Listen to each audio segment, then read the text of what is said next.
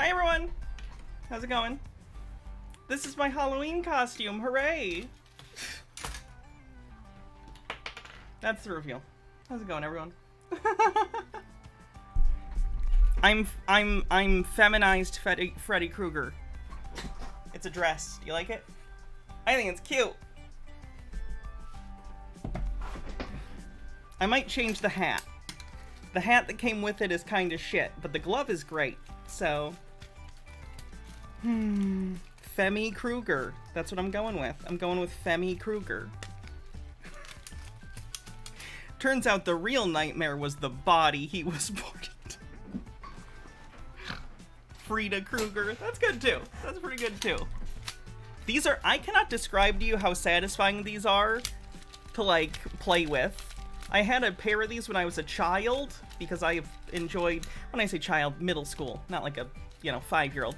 But like in middle school, I loved the Freddy movies, and I had one of these because I was Freddy. I was Freddy for Halloween one year in middle school. So, I don't know. It's weird wearing the same costume as I did in middle school, but now I have boobs and it's like a sexy version of the costume.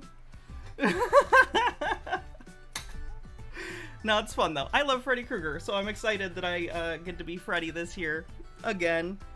I'm gonna take the hat off. You can see how absolutely fucking moist this has made my bangs because I'm so sweaty. No, we'll keep the hat on. The hat's fine for now, and then you can change the hat with hats off if you'd like. Anyway, for actual Halloween though, I'm going to, get like matching makeup. I'm gonna get makeup. I know someone posted on the Discord actually that there's a brand of makeup that did a whole Nightmare on Elm Street, why am I blanking? Eyeshadow line, so I'm gonna have to check that out later. Oh yeah, you don't have hats off, it's YouTube. I guess we're gonna wear this hat then. It fits with the costume anyway. I would wear the glove the whole time, if I could. Believe me. But, clacky, which is fine for a little bit or whatever, but like, It would be annoying to hear me do this the whole goddamn stream.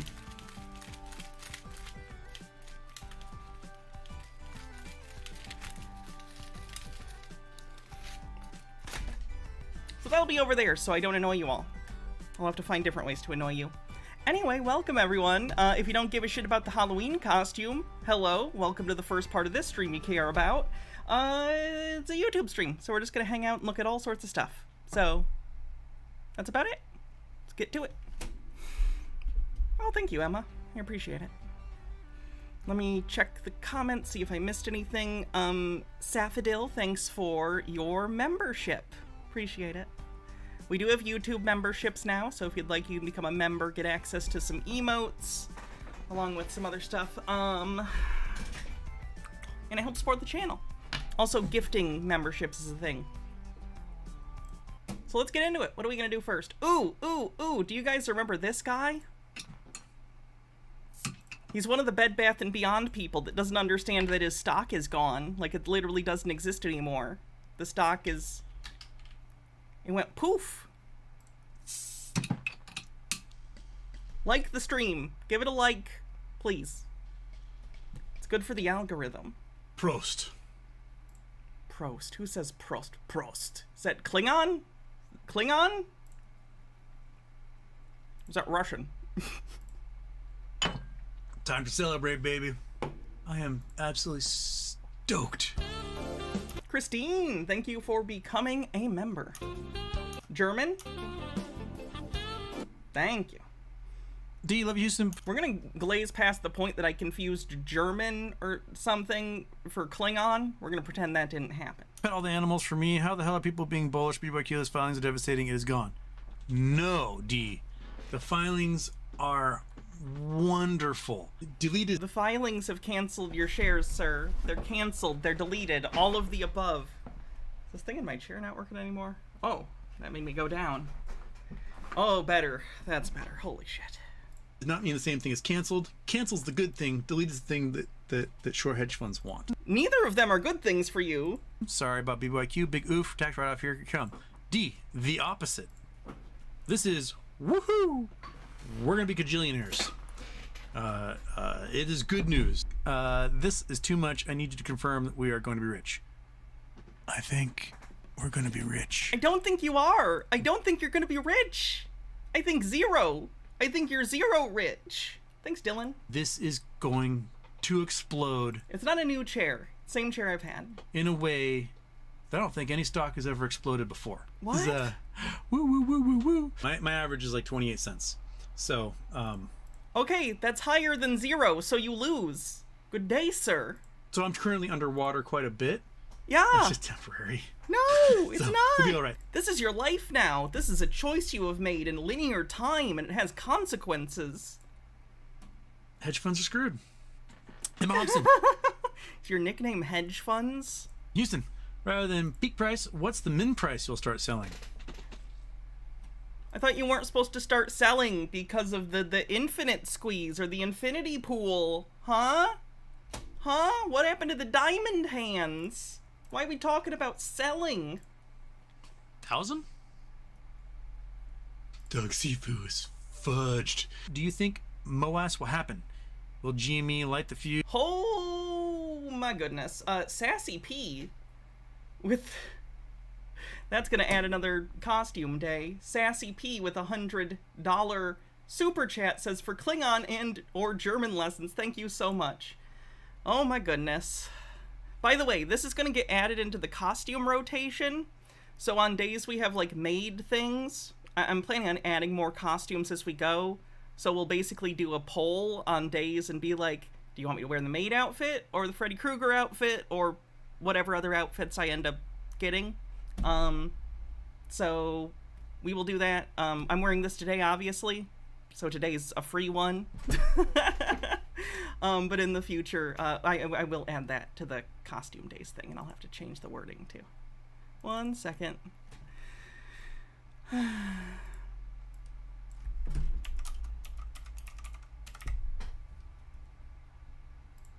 There we go. And we will do polls on days we're gonna do that. You know what? Even I'll do a synergy thing. The polls will be on the Discord earlier in the day on those stream days. So if you want to vote in those polls, you need to join the Discord. That's a call to action. See? Doing the YouTube thing. There'll be another meme stock. It's gonna be this thing going. Butterfly. Ugh. Oh god, the way he does that makes me so uncomfortable. Yeah, the link to the Discord should pop up. Has the bot been working today? I know it takes longer on YouTube. I think Ryan Cohen's behind much of this. Butterfly, butterfly, butterfly, BBBYQ, butterfly, butterfly. I might have to reset Streamlabs. Give me a sec. Here, you can even have the full screen while I do it, because I don't want you to see my Streamlabs page while I reset it. God, what's wrong with my camera? Everything's so fuzzy. It's weird. Might have to change some settings, or it might just be the lighting.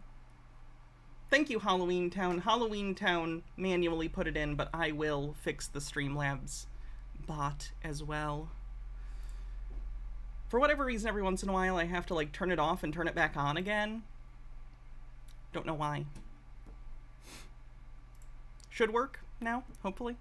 Or in a minute, once it detects it's on. So he's still hanging around. That was from a few days ago. He's still, I don't know. The Bed Bath & Beyond people seem to think that their shares are going to the blockchain, which doesn't mean anything. I don't know if you know that. That doesn't mean anything. Your stock from the stock market can't go to the blockchain. There's also not a blockchain. There are multiple blockchains. So they're just kind of using tech bro language to try and pretend that their shares haven't been deleted, which they have. Their shares are gone. They've been deleted and canceled. Both of them. Both things, they were deleted because they were canceled. Both of those things can be true. The meme stock people don't seem to get this. Oh, also, Dan Olson put out his documentary recently about the meme stock phenomenon, and the GameStop people are really, really upset that they're being compared to the BBBY people. No offense to the GameStop people, no more than is intended towards anyone I cover. But, like, it's not personal. They just are both failing companies. Bed Bath & Beyond is just further along than GameStop. So, anyway, here's this gentleman coping. That is certainly a shirt. You guys seen I Think You Should Leave? What's that store where they have the shirts with the really complicated patterns? This reminds me of that bit.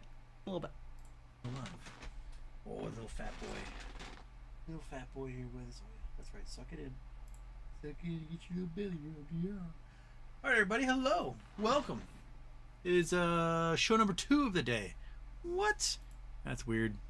We are coming to you live on a Wednesday night after doing a show with Lucas Pinto earlier today.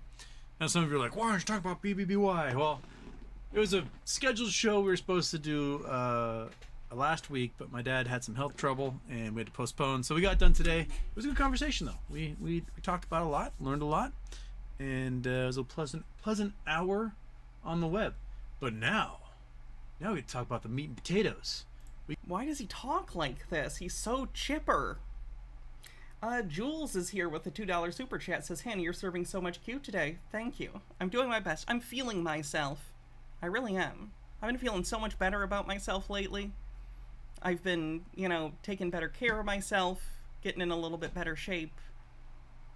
My hormones have been working well. I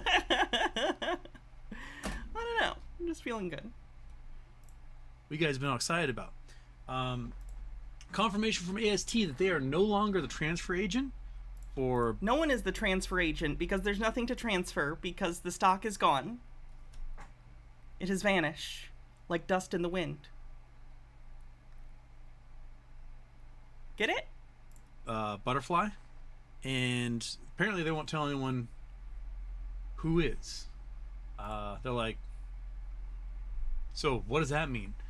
A lot of speculation is this means that it's going to the blockchain. Now, that is entirely speculation. What the fuck do you think that means it's going to the blockchain?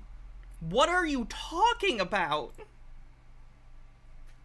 No confirmation one way or the other. There were reports about BBBY and blockchain in the court documents from months ago, but maybe the dream is finally coming true. We're gonna... Or a nightmare. Ho ho ho ho ho ho ho ho. How's this for a bear market? And then a literal Freddy turns into a red and green bear and mauls him.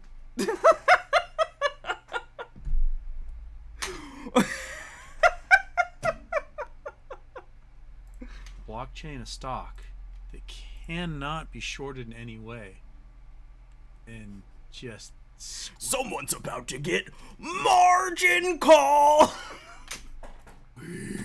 Sorry, I'm a little bit channeling Freddy's Dead, the Final Nightmare Freddy. Oh my gosh. Just... That'd be fantastic. So,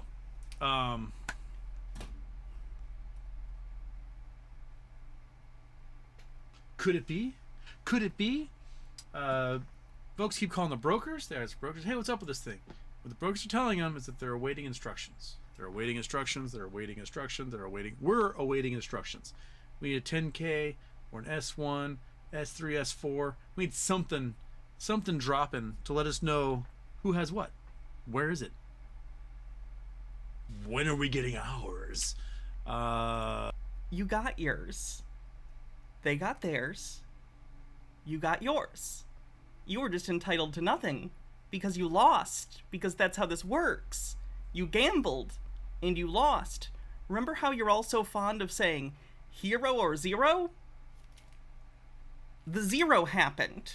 It seems like you didn't understand. When you were saying zero or hero, it seems like what you really heard was, I'm really rich, or I deny any evidence that it's over. You've hit zero. It's at zero. It's done. You're done. So hurry up and wait. That's the name of the game. Twiddle them thumbs. I'm going to get like a thumb twiddling tattoo when this is all over. Oh my god. So I don't think you'll be able to afford a tattoo when this is all over. Right. Humna.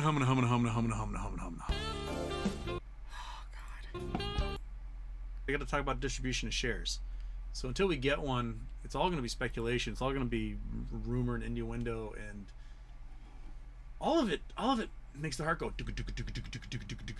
So, I want my victory. I want my victory now. I want it now. I've been waiting for 3 years. I want it now.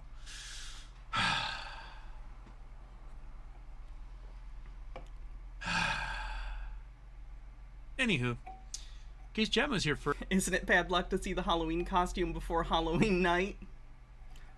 Only if you're a bride of Satan. First, good job, Casey. Is this your first? And I'm not yet. First, you've been first before, haven't you? Derek Colhurst, who needs Twitter when you have YouTube community? Keith Booth, if you have any extra Blue Sky codes, I'd like one. Thanks. Case Chapman has one for him. Fantastic. Lindsay Eamon, I've been watching the PP show and my anxiety is sky high. Those people talk in circles. Plain speak to me, Houston. What is going on, and where are we with BBY? It's canceled. It's dead. We don't know exactly where we are. No, we do. You are pretending you don't. You know exactly where you are. You can't be this delusional. I don't believe it. It's impossible. How could a human being operate on a daily basis and still remember which hole the food goes in when they want to eat and not understand what's going on? And we won't know until we get a 10K, until we get an S1 or other filing documents that just tell us. There have been dozens and dozens of documents that have come out in the previous months that have spelled out explicitly that you are getting nothing, that all of your equity has been wiped, it is going to be wiped, the date has happened, it's been wiped, you have nothing. I feel like I'm going mad. Like I feel like I'm just doing the same thing over and over again. Like it's Groundhog's Day. It's happening. All we have is our imaginations at this point.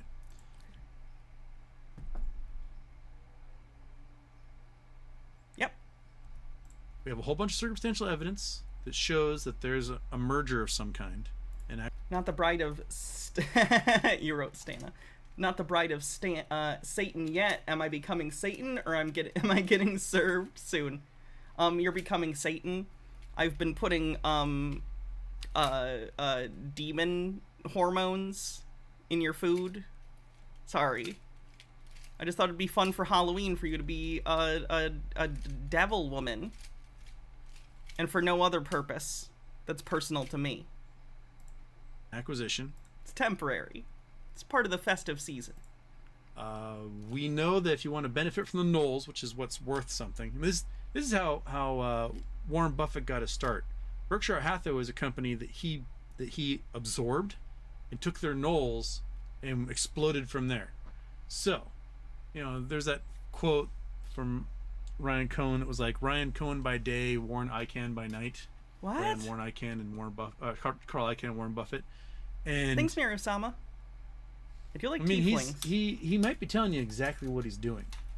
He's like, I've got $4 billion of weaponry here. I'm going to use it to do cool shit and become a legend. I think that's where I forgot to tell you guys too. Baha did the cutest fucking Halloween stuff outside. I'll have to see if she wants to I guess I don't know if she already did. Maybe take a picture and blur some stuff out. No, because damn. It's a shame people on the internet are creeps and can find things on Google Images really easily. Or Google Earth. Because otherwise, I wish we could show you all the Halloween decorations she put up. It's so cute. It's going. Yeah, not gonna risk that, but... No. He plays it really close to the chest. He will not reveal the play until it's over. The play is over! It's over! I don't know what's going to happen. We can make 1,000 guesses as to how this is going to end up, and we'll probably all be wrong. You literally are already. What are you doing? It's Teddy's registered as a bank. What? Yeah, it's registered. Okay, enough of this guy. Oh look, Kai's being very normal, as he always is. Good morning, guys. It's Kai Smolensk. It's October 5th, 2023. And I came to Bed Bath & Beyond store. I'm gonna try to buy ice cream today. Hold on. I heard they sell ice cream here. And I came with my basket. Apparently he also stole a basket from Bed Bath & Beyond before they closed, because he has one. And, the ice cream thing. Oh, they think ice cream is a secret signal now to them. It's the whole thing. And yeah, you can show pics of, maybe on Discord, put some pics of the individual stuff. If you want, you don't have to. I just think it's really cool, and I think people would think it's cool too. oh shit, the door is closed. Are they closed today? What's happening? The business is closed. They're no longer in operation. Thank you for asking, Kais. All right, so I came here because today is Thursday, tomorrow is Friday. We have a long weekend, and guys, I want to eat a lot of ice cream. And be careful when I eat a lot of ice cream. You naked short sellers, you gotta be careful. And even Ryan Cohen loves ice cream. Bill Pulte loves ice cream. Elon. I think most people like ice cream. Like, I'm not saying everyone does. Not everyone likes sweets. Not everyone likes cold things. Some people are severely lactose intolerant. Some people just don't like it. But yeah, I'd say most people probably like ice cream from time to time. It's one of the most popular desserts in the world. Musk loves ice cream. And Trump, guess what? Last Friday he stopped in a Carvel store and he bought ice cream for all his supporters over there. Yeah, again, people like ice cream. Inside the store and outside the store, paid by Donald Trump. Tomorrow, Friday, after market, watch me guys, a video. I'm gonna fill up this basket with ice cream. If not from Bed Bath & Beyond, it's gonna be from Costco. Hey Marens, how do you feel today? You're fucked with Sifo. Boom. Shorts never close. Boom. The shorts did close, though. They did. We know that. And anyone who didn't close doesn't have to now because the stock is canceled. And that's how that works. How's Chris doing? All right. See, now that's the moon right there. Let's do this before the landscapers come and make a whole shitload of noise. That's the moon. Can you see that? Do you see that? It's kind of hard to see with your camera. It would help if you zoomed in, but I believe you that that's the moon, if that's what you're saying it is, sure. Yeah, that's the day moon right there. And there's the sun. Yeah, I know about the Lego thing. They think Lego is involved because, and this is a complicated series of like the literal.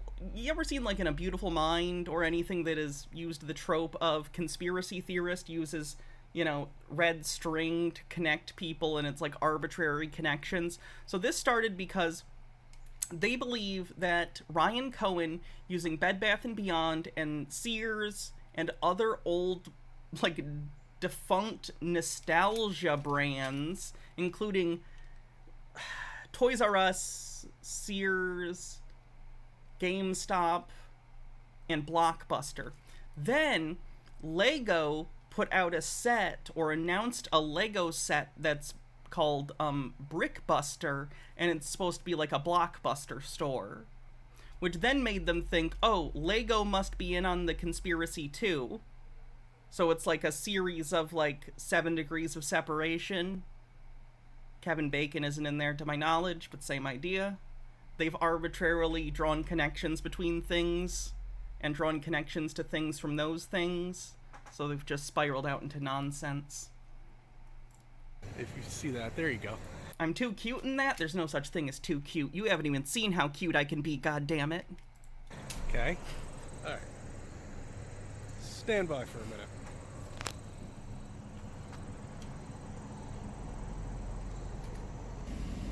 Blockbuster is still an active copyright, correct. Someone owns it. Okay. Good morning, good evening, good afternoon, wherever you may be. CC here.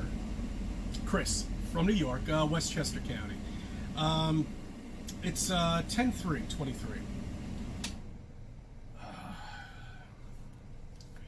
That was the day moon and the sun. Day moon. Oh, fighter of the night moon. Okay. you see them both, right, at the same time. That's not possible on a globe spinning in this infinite speed in space. The only way you could see the moon and the sun at the same time is if they were enclosed. Wait, why do you think that? Okay. What? Possible. I gotta go back. I'm confused. That was the day moon and the sun. Okay? You see them both, right, at the same time. That's not possible on a globe spinning. Except it is, Chris. Why do you think it isn't? What? I have no idea why you think that that's not possible. Do you think the moon is always in a place where you can't see it in the light? That's not how this works. What? In this infinite speed in space. The only Infinite speed? That's not a thing. way you could see the moon and the sun at the same time is if they were enclosed. I am wearing shorts with this, but it is a dress, by the way. I don't know how you're supposed to wear this as a dress, because I swear to God if I wasn't wearing shorts. It's cute, though. Maybe it's for like a party where you're standing up a lot. Or I just need to be better about it. Need to be more ladylike. Okay. Now remember, the moon is self-illuminant. That's Ooh, right. leggings. Oh my God, I bet I can find relatively cheap Freddy leggings. Yes. Yes. I will do that after stream. I will go on the internet and try and find a, matching pair of leggings. Right. It illuminates itself. The sun, we're not really sure. Plasma, possibly. Heat generating something, but I think heat comes from all over the area, to be honest with you. But hold on 1 second. Let's focus in on the moon, because I took that video last night. And what I love about the moon is that if that was 238,000 miles away, okay, and it's being lit by the sun that's 99 million miles away, how is that possible that we could even see it in the blackness of space? That makes it easier to see. Because of contrast. Oh my God, you're right. I do already have the Freddy PJ pants. Black leggings would be better. Okay. Alright. Either way. Either way. And where are the stars? Chris, the fact that the space is dark, relatively speaking, is why you can see it. It's because there's nothing else to see. You can see the moon in the daylight sometimes, because sometimes it's at an angle to where you are, where it's visible. And it can still be seen because it's close enough that the light reflecting off of it can still be seen by you, even though it's daytime. You don't see the stars in the daytime because the light from everything else, from the sun, is making it so there's not as much contrast, because the light refracting through the atmosphere is bright and makes the sky look blue, and you can't see the stars beyond that. But at nighttime you can. And all these NASA photographs, where are they? Where are they? I guess they didn't have a resolution back in 1969, right? But what about 2023? High definition cameras. We all have them. Hell, we have them on our phone. Mm-hmm. My camera on my phone is better than any camera out there. If we were playing bingo, which we're not, doesn't understand how cameras work. He thinks his phone camera is as good as like a high-end DSLR camera? No. What? I think mine's 10 megapixels. Now they must be up to like 22 or 30, I don't know. The memory now is up to terabytes now on some of these phones too. Okay. All right. More power than Apollo 11 had in its entire shuttle. Not shuttle, little... I'm going to call it a tin can, actually, because that's basically what it is. Is any sealed metal container a tin can? By definition? Is a submarine a tin can? Is your car a tin can? The analogy's thin, is all I'm saying. All right, I'm getting ahead of myself here. Now look. Be reasonable. You see these pictures, okay, of a solar system flying, a galaxy flying through space. And if you're telling me that that's possible on this magical little land that people think they live on because they were brought up with it, and I was brought up with it too, so I can't get angry.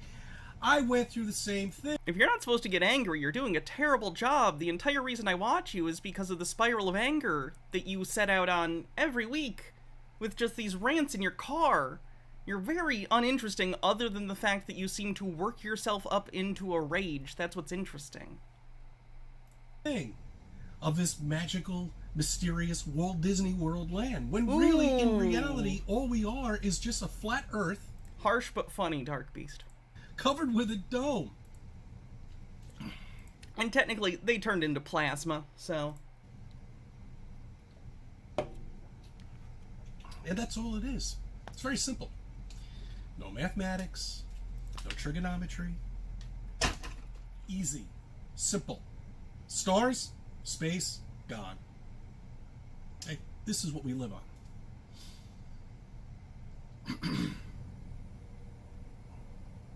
Hold on one second. All right. It's that simple. Okay. Imagine the just picture, going back to 1955. That sounds horrifying. No thank you. There are a number of reasons I should not go back to 1955. Somewhere in the middle, right there. Early 60s, when they finally figured out the best and brightest scientists, scientism. God damn, he wants to check off the bingo card today. Joke's on you, Chris. I'm not watching this on Tinfoil Tuesday. Finally figured out that we live on a flat land and covered with a dome.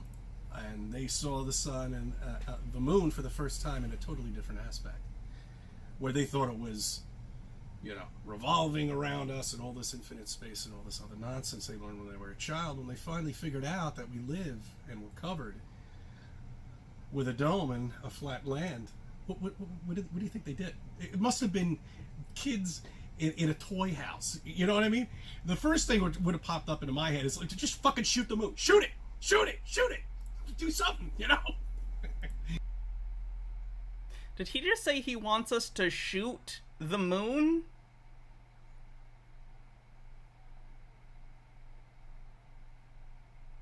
I thought we already did that. I remember that old documentary where that we shot it and then it destroyed that one eye on the face of the moon. The wizards did it. Remember? So that's what they probably did. They probably tried to shoot some shit up to the fucking moon and see that it's not a tangible object. You can't land anything on it. It went right through it, I guess. We saw the Time Machine remake. Technically, they didn't shoot the moon. They mined the moon to the point that it was geologically unstable and it collapsed in on itself. What would it do? I guess go through it and into the dome. I used to think that the sun and the moon might have been It still is wild to me, by the way. I have a whole book about this called The History of Time Travel, which is pretty fun. The official, existence of time travel as a subgenre only came into existence when H.G. Wells wrote The Time Machine. There had been stories previously about the idea of, people falling asleep and waking up sometime later, but usually those stories didn't involve much societal or technological change because those things are something that we didn't used to think about as much because it took much longer for progress to happen. But H.G. Wells' The Time Machine cemented the idea of the ability to move through time freely, as well as those eras of time being very different, going into the future and it being very, very, very different, and that's the point. It's interesting. I like that book. GT with $5 says, Cece, for the love of Paul, if scientists discovered that we were living on a flat plane under a glass dome, that's what we would be teaching in schools. Yep. Oof. Sorry, Baja.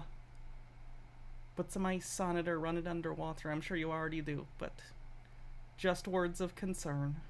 Side, maybe the dome, but it doesn't seem that way to me now. I'm looking at it in a totally different aspect. I'm looking at it in a term of, you know, this is almost like a holographic image in a way, but possibly a plasma.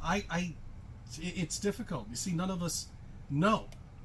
All we do know, it's not a magical Walt Disney World land of being in space, because none of that exists. Saying that something real is Walt Disneyland isn't an argument. You're literally just trying to say, this thing is silly. All you're doing is argumenting. You're arguing because you find something silly without expressing why. And even if you did, Chris, we know those reasons would be stupid and things that have been debunked 10,000 times. I wish I could sit down with Chris and just have a discussion with him. Not even about flat Earth, because it would get nowhere and it would be pointless. I want to know what's going on in this guy's head, because there is so much more to this than the flat Earth. The flat Earth and all this anger about this stuff has got to be a proxy for so many anxieties and insecurities. Like, I have no idea what his life is like, but he must be miserable. He manufactures outrage for himself. It's like he's addicted to it. Exists. So if it's inside the dome here, something's reflecting it. Or something, you know? Could it be from the North Pole? That could make sense. That could make very good sense. Does it? Why? I'm gonna have to skip this call. You know, every time I get into a nice talk, and all of a sudden I get a fucking phone call. I should get another camera. I really should.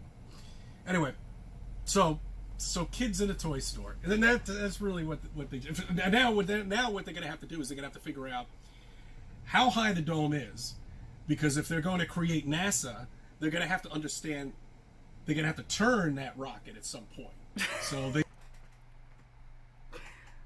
The reason that rockets turn when they are taking off, for anyone who's played Kerbal Space Program, you know the reason.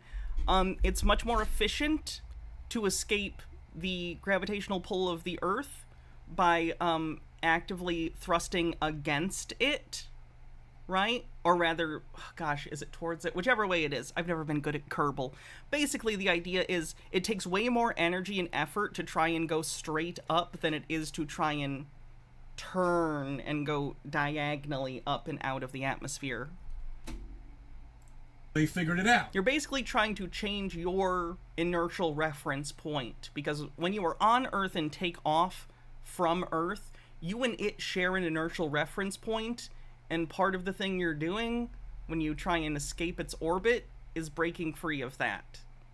Like, you want to get moving around it so you're in free fall around it. They figured it out probably 100 miles, couple of 100 miles, more or less, who knows? You know, all we know is that turns, and every single rocket will always turn no matter what. Again, I'm bad at Kerbal Space Program. You know how many times I tried to do a rocket straight up until I actually, like, learned what I was supposed to do? I was only able to successfully land on the moon, like, twice. I'm quite bad at Kerbal Space Program. Just like the 5-year-old child when he was looking at the rocket going up. Christopher, I will Freddy Krueger when it is appropriate. I'll do my best. She said to herself, "Is that right?" You tell her, "No, it's not. It should be going straight up. Don't tell me you try to catch up with the spin of Earth. That's bullshit. Horse shit. Give me the mathematical computation for that. Okay? It's nonsense." Oh, man. I don't know. Just wanted to touch base with everybody, see how everybody's doing. I thank you for subbing. I thank you for viewing my videos. Let me be a part of your life. Wow. Chris is not doing great. That's a shame.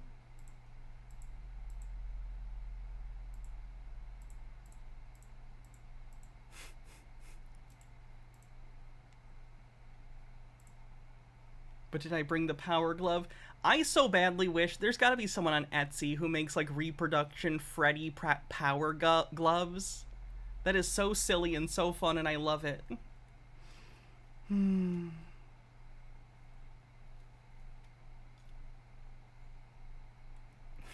God.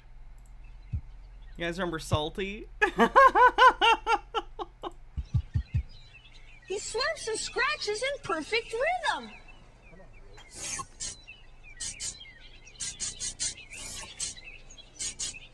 His dog tags jingle on the beat. Can you sniff a syncopation, Blooper?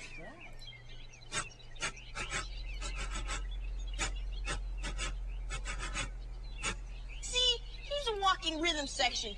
We need him.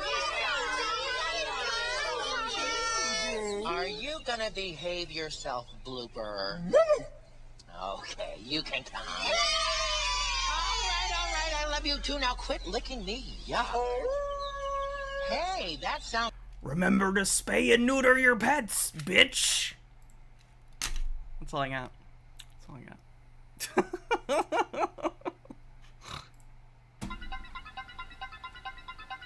Now that we've turned the pappy pad on, all we have to do now, girls and boys, is hold our marker down like this. Ed 209. I can be Freddy after FFS.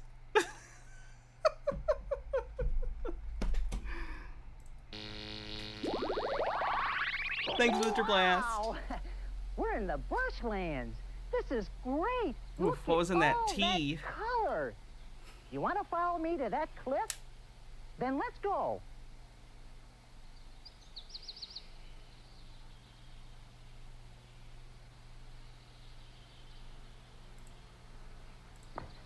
I actually used to watch this as a kid. It was called Pappy Drew It. It was, like an art show for kids to teach you how to draw. I almost thought you were going to brush me off. No, I just didn't see you. We didn't know who we were going to find in This the guy has a YouTube channel now, by the way, where he still teaches kids to draw. He seems nice. bushlands today, but we're glad it's you, Pinky. You look good.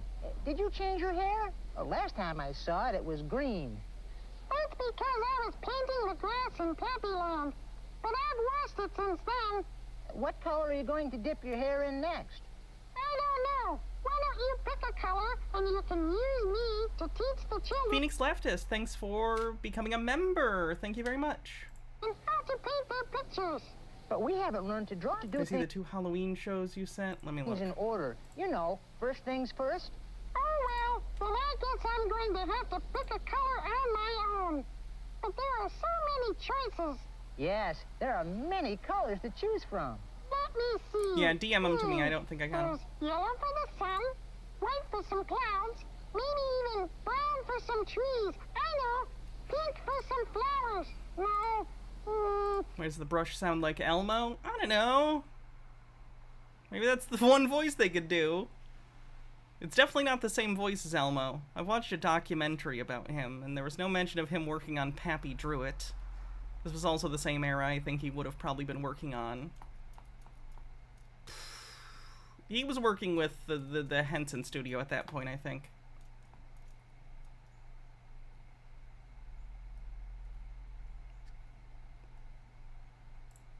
Hi, everybody.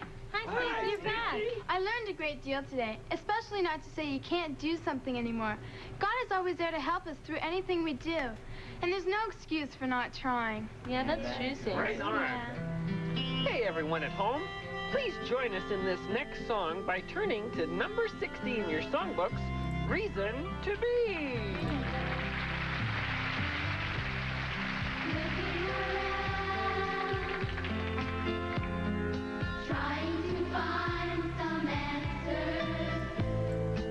I've seen so many of these things in my life.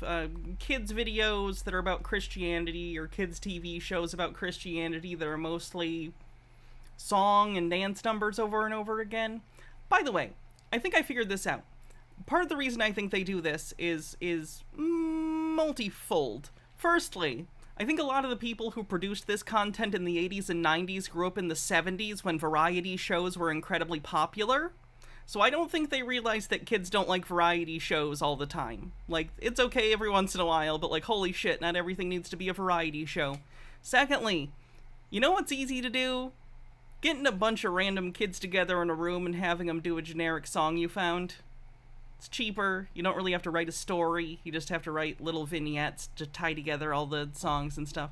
And thirdly, I think they're a little averse to conflict in stories. I don't think they know how to write conflict very well, like the amateur writers who worked on stuff like this. because fundamentally they aren't writers as much as they are preaching, you know, whatever they want to preach in these songs.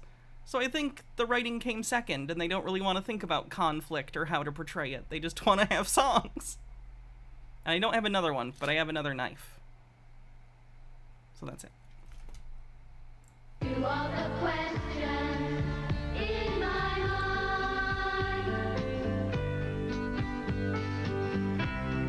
why am I here? Bible Man has conflict, but Bible Man isn't one of these shows that only does songs.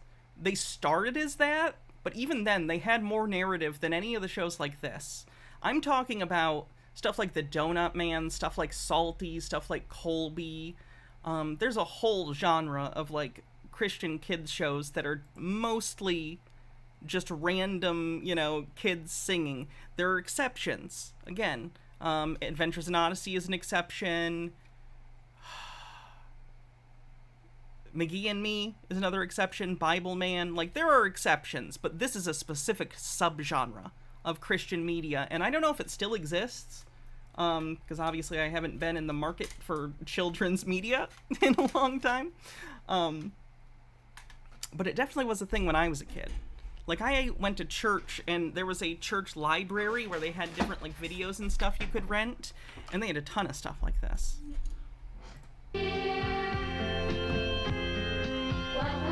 Thanks, Dark Beast.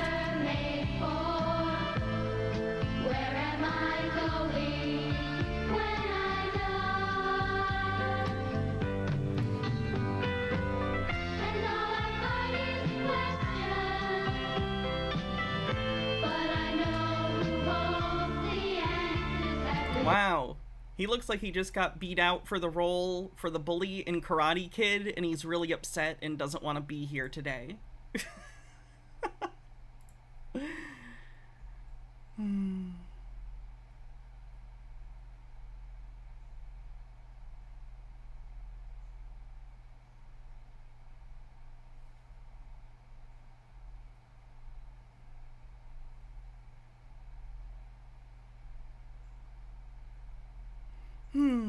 What else do I have?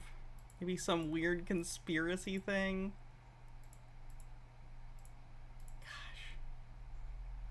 There's an interview with John Doyle. That sounds miserable. Hey, you guys remember AJ? I'm pulling off the hat too. I'm surprised. I didn't think I was gonna. But I'm pulling this off. I'm pulling this off a lot.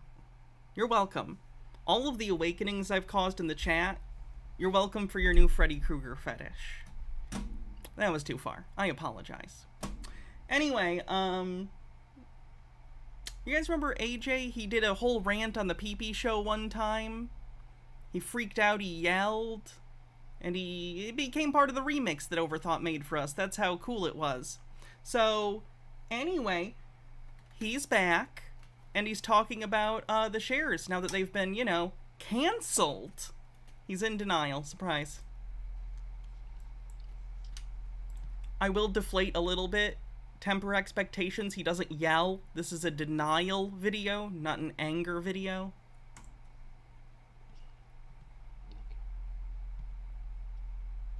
Okay.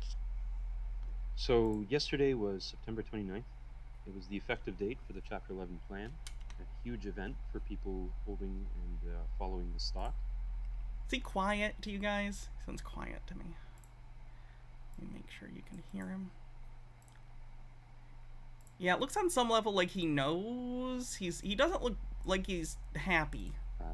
Most of us with conviction who have a lot on the line, you know, we regularly tune into the PP show. And I just wanted to say that I should have been there on yesterday's live stream. It literally happened to be my wife's birthday. I couldn't have known these SEC filings would drop in the middle of the afternoon. You know, we had evening plans. I obviously couldn't cancel. Still, I feel like I let my family down by not making an appearance in solidarity. Because I truly consider you all family. You know, family is not necessarily the people you share biological or legal ties with. You know, sometimes it's the people that got pulled into a scam with you together. To be fair, I am going to use humor during this, but I do actually feel bad for these people. If you've seen Dan Olson's documentary or have watched me cover this, it is humorous in a lot of ways. But these people, a lot of them are desperate people who maybe socially awkward people who don't have people around them to support them, don't have friends maybe, don't have groups in their real lives that they feel a part of, so they got drawn into this, like a lot of people who get drawn into cults. Now that doesn't excuse their behavior when it has been negative, and believe me, it's been negative many times. I've gotten my fair share of transphobic messages from these people for me pointing out the problems with their stock. And that's never cool. But at the same time, I'm sure there are a lot of people who are just deluded, you know? So I do want to point out there is a human cost here. A lot of these people, you know, don't have the money that they put into this. They probably have a gambling addiction and need some help. I'm not talking about anyone specifically. I'm just talking about the group in general. This kind of community is going to attract gambling addicts, in my opinion. And I hope they're able to receive the help that they need. I hope... I don't know. I hope anyone who's connected to these people, family, spouses, children, friends, I hope they weren't convinced into being a part of this, or they aren't damaged too badly by the poor decisions of the people who are in this. But damn, it's just crazy, isn't it? It's just weird. Again, I'm sorry. I need to get a thesaurus and start coming up with different words. I'm trying not to use crazy, because it stigmatizes, and I don't mean to do that. Wild? But again, that's like reductive. I don't know. You know what I'm talking about. It's quite bizarre what is going on, and the mentality that is being espoused by these people is not one that is in touch with reality. And it is concerning that they might hurt themselves or others around them because of these beliefs, financially or otherwise. Also, the people you experienced both adversity. How many have responded to Dan Olson's doc? A decent number, and Morantz in particular was pathetic about it. Morantz's response, who's a GameStop guy, if you don't remember him by name, he's the guy that has the GameStop cloth bags as his background. Ironic, considering he is a bag holder, literally and figuratively. He freaked out on Dan, and it was quite sad. Quite sad. And joy with.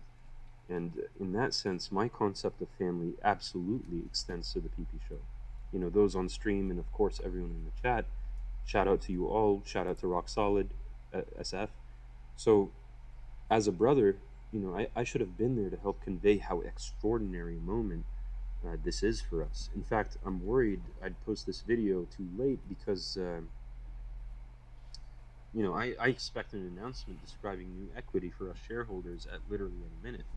So, you know, I'm not going to wait until Monday to express myself. There's no equity. You get nothing. You get nothing. Your equity is gone. Take the precautions you need now. Like, this gives me secondhand anxiety, like, in a financial sense. Because, like, we all live in this system. We all live in this world. We know what it's like to be stressed about money. That's never a fun thing. But it's even scarier watching someone be making bad financial decisions, and even after it's gone badly for them, they don't understand. Because my brain is just going, oh my god, you should have been mitigating months ago. You should have already been making plans. And now that it's happened, you don't even know you've lost all that money, and you're not planning accordingly. It's horrifying. It's like financial horror. So, for whatever it's worth to you, not that my opinion should be worth anything to anyone. Also, this is obviously a spontaneous video, so excuse me for not properly organizing my thoughts. I do plan on joining the PP show when it airs next week, so it's I got one. How's this for a short squeeze, bitch? And then he literally, like, squeezes them. Or, like, they get slammed in between walls or something. Or, like, they're on some kind of metaphoric representation of the stock market where it's, like, ups and downs, and a red bar crushes them. How's this for a short squeeze, bitch? Just a quick message that I want to get out there. You know, I'm seeing a lot of mixed feelings, which is natural. It's perfectly acceptable, and it's expected given after all this time, we still don't have the missing pieces in front of us. We don't have the written guarantee of preservation, recovery. But what I'll expand on further in a minute is the fact that we can make a reasonably accurate deduction that we have won. Okay, I don't want to downplay the worry some of you might be feeling today. That's perfectly acceptable, as I mentioned. There is a general haze and confusion, and we all feel like we've been shell-shocked. Some of us are getting anxious because of it. But perhaps you can. It's like I can see the and again, I say this with sympathy as someone who has had panic attacks or anxiety attacks. It feels like underneath this like stay calm message is like unironic. It feels like he's got like an attack brewing. Like, I don't know if anyone else here has suffered like anxiety attacks or anything of the sort. He's kind of got that energy, that like energy you get before it when you know it's coming. You can feel it, and you're like,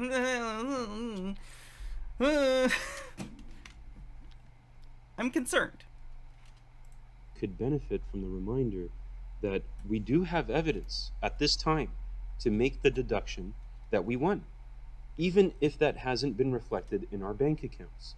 So, even if we have won, even if it's not reflected in our bank accounts.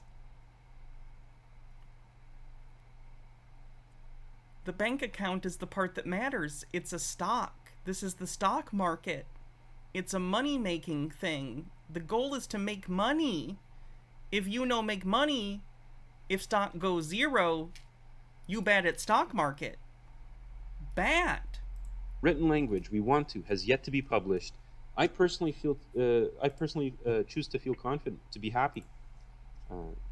Despite the apparent cancellation of our shares in this premature victory lap that mainstream media and the melties on Reddit are enjoying. Because I know I made a fucking amazing investment. I'm really glad the real world doesn't work on like Gotham City logic, where people's traumas turn them into supervillains themed after whatever traumatized them, or that characterizes their main personality flaw. Because we would be getting so many bad stock-based characters after this. This is like one bad day shit. Like, this is terrible. This is bad. Okay, it's a fantastic investment. I'm not familiar with the Power Pack. No. And I'm about to be rewarded. Oh. We're all in shell shock. I'm in shell shock, but for a different reason. For me personally, I'm having difficulty processing the squeeze I've been envisioning and chasing after over the past year is about to happen. Guys, we're on the verge of a groundbreaking shift in market mechanics. We're very likely about to witness the downfall of predatory hedge funds. The end to naked short selling, this abusive high-frequency trading. And I personally believe we're going to see the collapse of a few global currencies and, this great reset to equilibrium.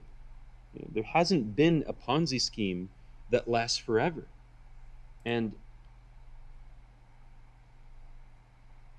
yep. That one stuff with $5 says, I've always loved your opinions on things. What do you think would be a good play with 20K? I've been asking around, so I'll ask you too. No, don't ask people financial opinions like that. That's not how this works. It's not how any of this works. Don't ask random people. Get a financial advisor who is licensed. And to be clear, it's not even legal to give people financial advice if you're not a financial advisor. So while I appreciate the donation, can't give you any advice, and I don't have any anyway, because I don't play the stock market.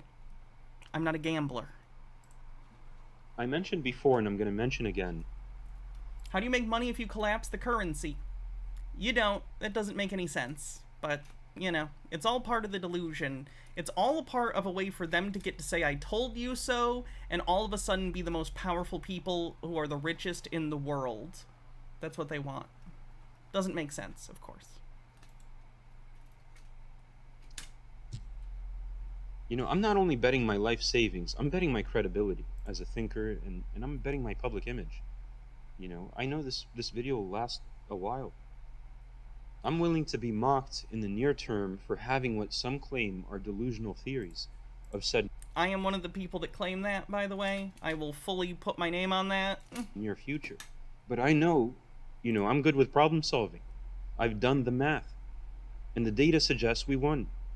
What data? There'll be like so much data. There's so many. The tinfoil points to that we won, and then when they explain it, it's like, look at the patterns on the shirt in this teddy book for children. We've all seen the movie Rain Man with Tom Cruise. That. Oh, god damn it. Guy was good at math. I'll admit, I'm undiagnosed, but I'm definitely somewhere on the spectrum. Oh god. Don't do the thing. Don't do the thing.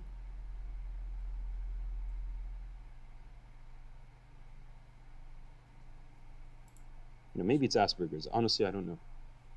But what I do know is I'm not normal. And I'm comfortable admitting that because I'm deeply aware that no one watching this video right now subscribed to the PP Show is normal. We're a collection of misfits. And again, it's interesting to me that they are able to observe certain things accurately. It is true. A lot of the people on the PP Show are people who, for whatever reason in their lives, in my view, from what I've seen and heard of them talk of their lives, are people who feel... How do I put this? People who feel unimportant. People who feel like they're not considered intelligent. People who feel like the system doesn't respect them and that they aren't respected in general. Right? So he's accurate in that they are quote-unquote misfits, if you want to call them that. I wouldn't call them that. I'd call them people who maybe... I don't know, maybe they don't have strong social bonds in their personal lives other than on the internet. That happens. Unfortunately, they've gotten themselves involved in a community that is encouraging delusional beliefs as well as, honestly, what basically constitute advice that is demonstrably, based on what they have said, the comments I've seen from PP people and other Bed Bath & Beyond people on Reddit, that it is material to hurt them. There was a guy on the PP Show, I don't know if you guys remember, who sold his car to buy more Bed Bath & Beyond. For like, it was either $7,000 or $14,000 he sold his car for. I don't remember. He also claimed he told his family to buy into Bed Bath & Beyond. Like, where's that guy? What's he doing? This is actually, like, hurting people. No one in their right mind would have made the investment that we made. No one would have taken the same risks, tolerated the same bullshit that we did for as long as we did. But it's our ability to deviate in our thinking, to avoid being conformists, listening to the Jim Cramers of the world. What if I told you you can understand that Jim Cramer is an asshole, and you don't have to listen to him, and also you can be wrong? Just because he is often wrong and an asshole does not mean he is always wrong. Like, who's the biggest liar ever? Let's pick someone who's known for lying. Donald Trump. If Donald Trump, I ran into him someday, and he was like, beautiful, the sky, it's beautiful, this beautiful blue sky, isn't it lovely? And if I looked up and the sky was blue, I'm not going to say he's lying just because he's Donald Trump. Right? I can hate the guy and even recognize he's a liar, but that doesn't mean every single word that they say is always a lie. Some things are just basic facts. The sky is blue. 2 + 2 = 4. Bed Bath & Beyond stock has been canceled, extinguished. It no longer exists. It has been deleted. These are all things that are true, regardless of who says them. It's our ability... Even my Trump voice has become femme.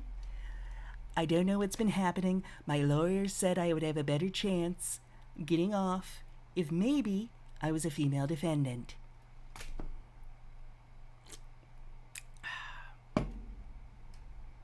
To look His lawyers are stupid. In the face of utter is the joke there. Shit, failure, and see success. That's what makes us the nightmare. Trump accidental force femme in order to try and get out of prison arc when? That we are to short hedge funds, who have programmed their algorithm. All that I want to say today is heat from fire, fire from heat. Rhythms to manipulate markets based on normal psychological behavior. You know, what they never predicted was this group of critical thinking apes. They never predicted our tenacity. You know, what some refer to as our weaponized autism. Oh, we did the fucking thing. It allowed us to hold. Don't do that. Don't do that. Don't do that. Don't use that word that way. Not cool. Against all odds. So trust me, bro. I believe we beat the system.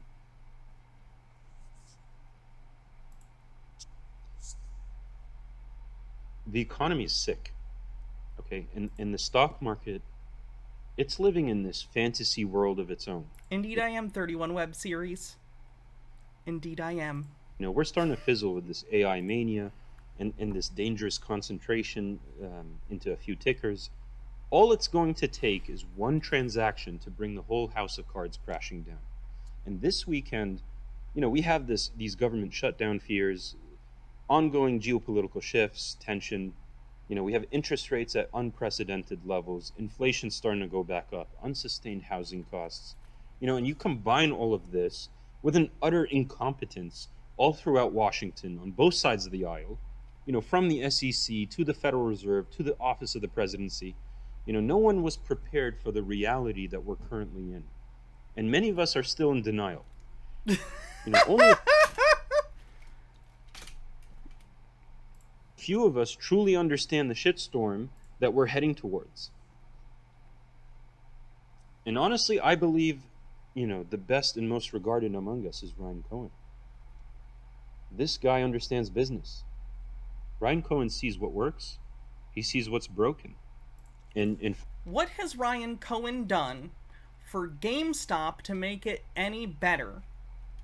Because so far, they still aren't profitable year over year. They have some quarters that are profitable, usually fourth quarter, because that's the holiday season, and if you're a retailer that can't even make money in December, you're fucked.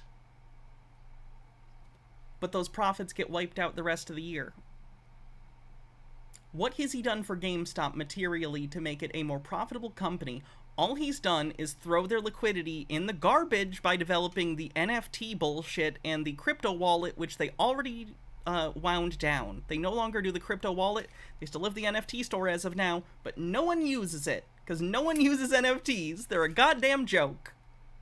So why do you act as though Ryan Cohen is this business genius when all he has done is use VC money in order to force a large company to buy his pet food company, Chewy, his pet food delivery company, pet product delivery company, Chewy, because he was operating at a loss and undercutting the competition.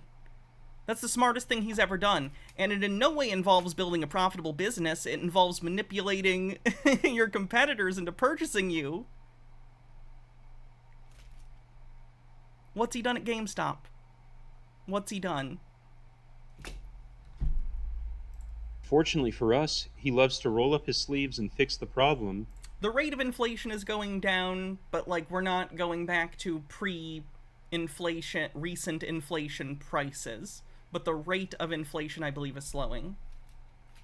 Without running his mouth on social media. You know, this guy, he also knows we're watching him. He knows he has an observant and loyal investor base. Everyone knows it. Mainstream media knows it. And he was kind enough, in my opinion, to string us along in a way that's going to be... To string us along. Interesting verbiage. ...mutually beneficial in the long term. You know, no one said it was going to be easy. We needed adversity to survive. You know, but my faith in Ryan Cohen is not purely because of his character. It's not purely because of his history of accomplishments, building Chewy from the ground up. Again, he built it, operated at a loss, and sold to, I think, PetSmart or one of the other big pet companies because it was cheaper for them to buy him out than to try and match his prices because he was operating at a loss. It's the Michael Scott Paper Company, if you understand the reference. You know, successfully defeating Amazon in the pet market, focusing. Did he successfully? I know a lot of people use Chewy. I use Chewy. Has it beat Amazon? On customer satisfaction. It's not because he turned GameStop from, the threat of bankruptcy into this innovative leader and soon to be profitable tech company. Innovative leader and soon to be profitable tech company. GameStop is not a tech company. They're a pawn shop for used video games. The idea that GameStop is a tech company is even stupider to me than people who tell me Tesla's a tech company. It's a fucking car company. Stop it. Stop buying people's press releases. Something isn't a tech company just because they say so. Tech bros want to turn everything into a tech company. You know why? Because tech companies are often overvalued. And they want a piece of that VC pie, baby. They need to be a tech company, okay? Oh, we're not selling coffee makers. We're a tech company. Like, fuck off. No, you're not. I love the soon to be profitable too. Like, soon to be profitable, aka we are currently losing money. How are they innovating? What are they an innovative leader in? Crypto wallets? They already got rid of their crypto wallet. NFT marketplaces? The other day they made $8 in revenue the whole day for their NFT marketplace. It's not profitable. They're losing money on it. So what are you talking about? What have they innovated? What technology are they utilizing? What are you talking about? I believe Ryan Cohen is in control. And I trust him because of one. Ryan Cohen, take the wheel. In fact, if you use the Wayback Machine and you search Teddy.com, which today is a children's book publisher, seller. It will be tomorrow too, but it also is today. You can find a snapshot that was taken October 1st, 2020. That's exactly 3 years to this day. What do we see? Go on the website. You see toys? Yeah, that was the website's previous owner. That was before Ryan bought it. Because the Teddy.com domain was already owned. Someone already owned the domain and then Ryan bought it, so that snapshot is from the previous website. You see an infant car seat. You see a newborn cozy mat, baby monitors, baby carriers. Yes, the last person who used the Teddy website apparently sold those things, or at least made a website that said they sold those things. That wasn't Ryan. That was the previous owner. Baby carriage, baby bottles. You get the idea. And we know he made the website because you can find the snapshots on the Teddy trademark page. The U.S. PTO, I believe it's referred to as. October 1st, 2020, was a year and a half before he wrote the letter to the board of Bed Bath & Beyond. Mm-hmm. A year and a half. So that's before he was even involved in Bed Bath & Beyond, so doesn't it seem like a stretch for what you're doing? Doesn't it make more sense that it's the previous owner of the domain since he hadn't bought the domain yet? Okay, he's years ahead. Oh my God. I trust him because he's planned his strategy years in advance. I trust him because he's intelligent. He's detail-oriented. He's deliberate, And we're all reacting in real time to these events that are taking place, when in reality, in my opinion, we're on this predetermined roller coaster. So I believe personally that Ryan Cohen is behind 6th Street. He's not. I believe this because I refuse. I don't know if I've explained this, but part of their mythology now is they believe that 6th Street, which is the, I believe, current primary debtor that is still owed from the bankruptcy, and also the one that provided the DIP financing loan. So when Bed Bath & Beyond went into bankruptcy, they got a loan from 6th Street. And these guys have developed the mythology that Ryan Cohen put money into 6th Street and then told them to give the loan to Bed Bath & Beyond so he could become its main creditor secretly through 6th Street. That's not what's happening. That's not what happened. There's no evidence that that's what happened, but they believe it because it's, like Dan said in his documentary, it's what needs to happen for them to get paid. So they believe whatever makes them in their head go, oh, that could make me money, even if it doesn't really make sense. That's their basic goal here, is to theory craft and myth make reality into a place where they make money. Just to acknowledge the dumb idea that 6th Street made a bad bet, funding the company despite knowing their plans to file Chapter 11. I believe it because of the coincidental timing of RC's exit and 6th Street's entry, only days apart. Because of the positive signal. Only days apart. Okay, so not the same day even? You're literally basing on it that things happened in linear time. Ryan Cohen left shortly before they got financing for their bankruptcy. It's almost like he saw the company about to hit a brick wall and got out. Like, how do you not understand that? The reason that those two things were close together is because clearly at that point it was clear. Sorry, redundant. At that point, it was clear that they were going into bankruptcy and it was going to be rough. Even though they were planning on going into restructuring, they were unsure if they would be able to actually restructure successfully and operate under a smaller footprint, or if they were going to be able to maybe be acquired. Ryan apparently didn't think so, so he jumped ship. Ironically, smartest thing he's done. He made money and got out. You guys still worship him, but he's the one who got out and made money. And where did the money come from? You. He took your money. Allegedly. That's how the stocks work, but, I'll throw in allegedly. Twitter followers regarding Bed Bath & Beyond's potential days before he sells his shares. Because of the 8K filed on August 17th, at the time he sold his shares, which states a constructive agreement. It reiterates the constructive agreement with RC Ventures, and then acknowledges several weeks of negotiation with external... Sorry, one sec. I gotta text a friend real quick. I want to give you my full attention, so let me do this real quick, and then I'll...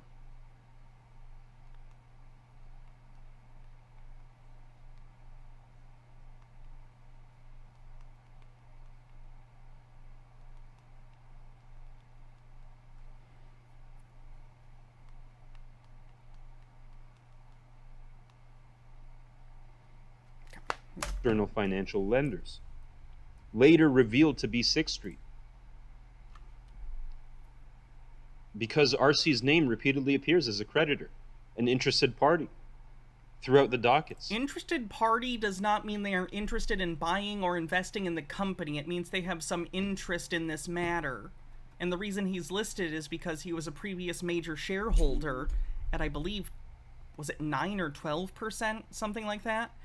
And also, at the time, he was involved in lawsuits regarding the company based on his alleged pump and dump of the stock. All in addition to his known, commitment to shareholders, going back to the reputation thesis that is spelled out by Realize. So I trust Ryan Cohen. And, we can list all the puzzle pieces that fit and those that don't make sense for a typical Chapter 7-esque liquidation. In fact, I encourage you all to visit Salvatore's Twitter because, that man knows how to make an argument. If he had gone to law... He really doesn't. Salvatore is awful. He got called out recently by a Financial Times article, and he had a hissy fit. It was bizarre. He yelled at the author of the article and said that his bloodline was weak, which is a very normal thing for a person to say to another person. School, he'd be ridiculously rich. He wouldn't be gambling with the rest of us. Tune out if he ever mentions Spider-Man. If you know, you know. But I digress. What I'm trying to say is that I saw Patron's new logo. It's bad. Believe. It's very bad. It feels like Patreon, simple idea. I've been there since the beginning.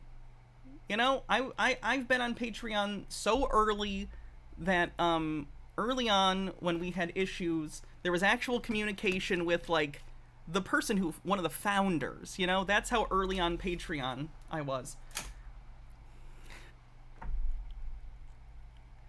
It feels like they came up with a good idea, and then basically and I like Patreon. I still have a Patreon. It's a way to get funding, and that's all I need it for. But it feels like ever since they came up with the idea, everyone who works there is trying to justify their jobs and come up with new things for Patreon to do. Like, oh, it should be another form of social media. Oh, we should do video hosting. Oh, we should blah, blah, blah, blah. No. You are a page where people donate money to creators they like. That's all you should be, period. You can have posts that link from other places and posts that are locked for patrons only, of course. And that's all you should do. But it feels like they just want to be something else. It's so weird. Like, they're a perfectly reasonable company that could be profitable. They just keep trying to throw money into being more instead of just being the competent thing they are. It's gross. It's weird. This falling out between Ryan Cohen and the board that some people like, Kevin Malone has suggested, even Polte suggested, I think that's an easy way to excuse why he sold his share. And it's likely what RC wants people to believe happened, but it's not likely. I believe that everything we've experienced over the past 12 months has been orchestrated to bring us to this moment. It hasn't been. I'm sorry. I really am. It's over. It's Jover. So let's not forget, he initially bought into the company as an activist investor. And if he gives up at the slightest, encounter with friction... Bankruptcy is the slightest encounter with friction? Then it's a pretty damn shitty activism campaign. Maybe he's bad. Have you considered that he's bad at being an activist investor? Like, is that impossible to you? You're just like, no, he can't fail. Why? Even if you like the guy, which I don't know why you do, even if you like the guy, people are capable of making mistakes. Even the best investors make bad calls. The idea that he failed is just incomprehensible to you, even though it is honestly, it's the answer. So, in my opinion, if you haven't sold your shares at before market close on Friday, congratulations, because I hope you like ice cream. I believe that passing the effective date triggered a fundamental transaction involving the former shell of Bed Bath & Beyond, a transaction characterized by a debt for equity swap between 6th Street, so that they're entitled to 50% of what we now know to be DK Butterfly. And we'll probably find out soon, the $1.5 billion debt, the majority of which were held by certain bondholders, is going to be erased for equity. I believe that this transaction was designed to preserve operating losses, the nulls, and that in turn makes us the greatest beneficiaries of the exchange because our ownership would need to be kept at 50%. And the equity structure for Butterfly, according to the SEC filings made yesterday, is 901 million shares. And that's just 1 million shares more than the current authorized number of Bed Bath & Beyond shares. BBBYQ. These are not public or tradable shares. My understanding of the shares thing in regard to the bankrupt BBBY, which is now the DK Butterfly company, because they don't own the name to Bed Bath & Beyond anymore. Basically, the people who are creditors who are still owed are given X amount of stock in the company that is non-transferable. So again, it's not like a stock that you can buy and sell. It's just like something that says, you are a creditor who is owed money from this bankruptcy. Here's X number of shares of the company that's equal to, X percentage of debt that is owed. And you can use this to redeem whatever amount you're owed or whatever percentage you would be allowed given any more money found in liquidation. Because they still have a few things they're doing, liquidating, stuff like that. Basically, that stock isn't going to them, because it's not even tradable stock. It's not a thing. It's just being used to show and keep track of who's owed money still during the last parts of the liquidation. So this suggests that there's going to be some kind of one-to-one distribution of new equity. And what makes that so fucking bullish is any distribution will need to be met with a recall of shares on loan. meaning it's going to act as a catalyst for the billions of synthetic and naked shares exchanging hands. They're about to be exposed. Yeah, he's been on the PP show. He's the guy that yelled before, AJ. Okay, the billions of dollars in open interest on the options chain for November and January, they're about to go in the money. We're about to see a new generation of... The options are getting canceled on the 20th, by the way. Just an arbitrary date. Millionaires emerge. So it's fucking exciting. I'm trying not to get ahead of myself. So what we're waiting for now is, one or more of 4 different forms: an S1, an S3, a 10K, or a 10Q. We need them filed. I predict it to happen any moment. It could happen today. It could happen tomorrow. Any moment. And I think we'll then move from the expert market back to OTC for a period of time before our shares ultimately start trading on the NASDAQ again. And I don't personally think we're going to retain the name Butterfly. I think it's just being used as a vehicle until RC can ultimately compete this reverse merger into Teddy. And, this idea of a decentralized exchange and the NFT-linked shares that, that's been floating around, and I hear Citizen OKBet talking about a lot. It's incredibly exciting. And I hope that it does actualize. I just don't know if we're there yet. I hope we are, but I don't know. And I honestly don't think it matters in the near term for an epic short squeeze. It would certainly help, but I don't think it would matter. So regardless of the details, we spent a year together heavily researching this stock. Due diligence is done. We shared our insights, we acknowledged our differences, we made our bets, and now we wait. And honestly, we couldn't buy or sell if we wanted to. So True. Just it's incredibly sad. More points I'd like to get across. So I hope everyone recognizes also how important Polte's invitation of PP and the crew was in the previous Polte is grifting these guys so hard. week. By the way, people on the PP show are still giving PP $500 donations like every stream. Not as many as the previous time, but they're still doing it. Understandably, many of us were disappointed, and we didn't get that announcement we wanted on Monday. But you can't deny that the anticipation of that announcement and the exciting events, they made holding our shares into the weekend less difficult. I'm sure. And just remember, Bill Polte, his estimated net worth is $100 million, and he's paying this disproportionate attention, to a group of a few thousand degens on a show centered. He sees a group of highly controlled people who he thinks he can take advantage of and use for his own purposes, in my opinion. On the theme of dildos, alcohol abuse, and a bankrupt retailer. So why would he do that if he thought we were losers? Why would he invite tens of people to his home if we all just got wiped out? I personally believe those $500 invitations are to a party to celebrate in the future. I don't know. We'll see. Most importantly, anyone who watches the PP show knows we're fucking meticulous. Okay, we're meticulous. So we're willing to analyze the fucking skin texture and arm hair of unknown people in pictures posted by our former chief legal officer. Have you considered that that's not a good avenue for market research? Have you considered that there's like a reason that giant hedge funds don't have departments whose job it is to do the thing that you do? Because it's not a valuable way of determining anything. You're looking at noise and expecting signal. So, knowing how carefully we're watching, he waits until an hour and 47 minutes into the show to give our boys some ice cream. The symbolic reward offered in the Teddy books. Yes, ice cream is a popular dessert.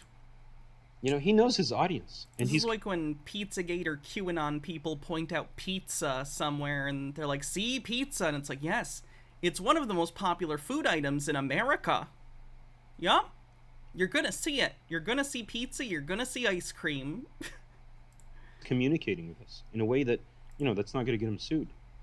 And most importantly, he doesn't owe it to us to do that. Okay? He does it because he knows that we are the most intelligent and principled motherfuckers in the financial world. And Oh, that's a shame. that we as a collective share as shareholders, we're a valuable asset. Okay? So But you're not. How are you an asset? You're not. You're not. What? You're not. You're not an asset, though. I am so confused. another point I want to make. Changing the debtor's name to Butterfly. They had to because they don't own Bed Bath & Beyond anymore. Temporarily or not. In my opinion, it's an utterly beautiful and poetic decision for several reasons.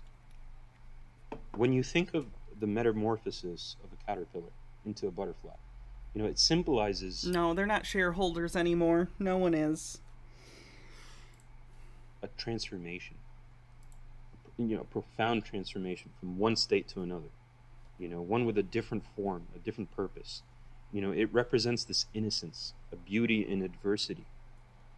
Every caterpillar undergoes, a pretty challenging process inside the cocoon, chrysalis. Cocoons are for moths, but that's just me being pedantic.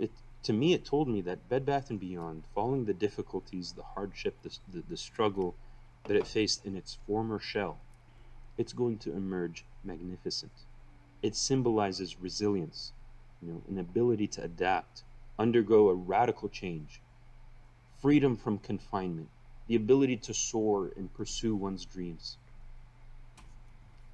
So, the choice of the name Butterfly, it's also being used as a metaphor for various stages in a lifetime.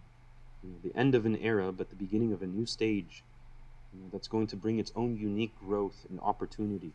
They could have easily named it DK Liquidation Trust, but they didn't. It's a random word. So... Doesn't matter. To keep this video short, I'm making the prediction that we're going to be getting new equity in exchange for our canceled shares. I have little doubt. I just want to... There is no indication of that, and every indication of you getting nothing. All of the documents literally say you get nothing. Remind those who've made it this far, the situation at hand is nothing short of extraordinary. It's nothing short of unprecedented. Over the past decade and a half, this stock has been illegally subjected to an overwhelming amount of naked short selling. Something you still have provided no evidence of. Creating an unimaginable accumulation of oversold shares, hidden liabilities. And if you held shares as of the effective date, if you have Bed Bath & Beyond in your portfolio, you are participating in a historic opportunity for a short squeeze that can make anyone holding a few thousand shares incredibly wealthy.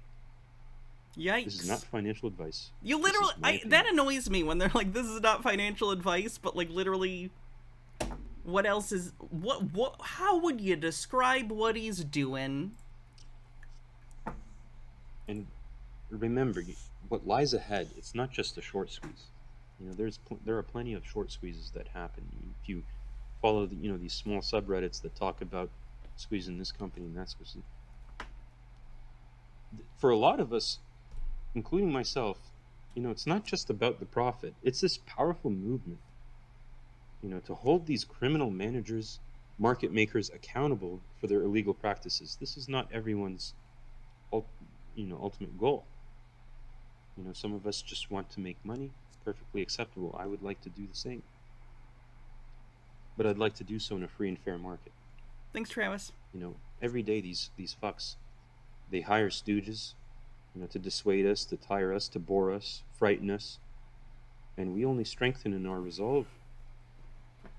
So it's time for us to level that playing field and reshape the landscape of financial markets. It's time for the retail investor to yell the loudest and finally be heard. And thank God for the PP show that's given us this platform.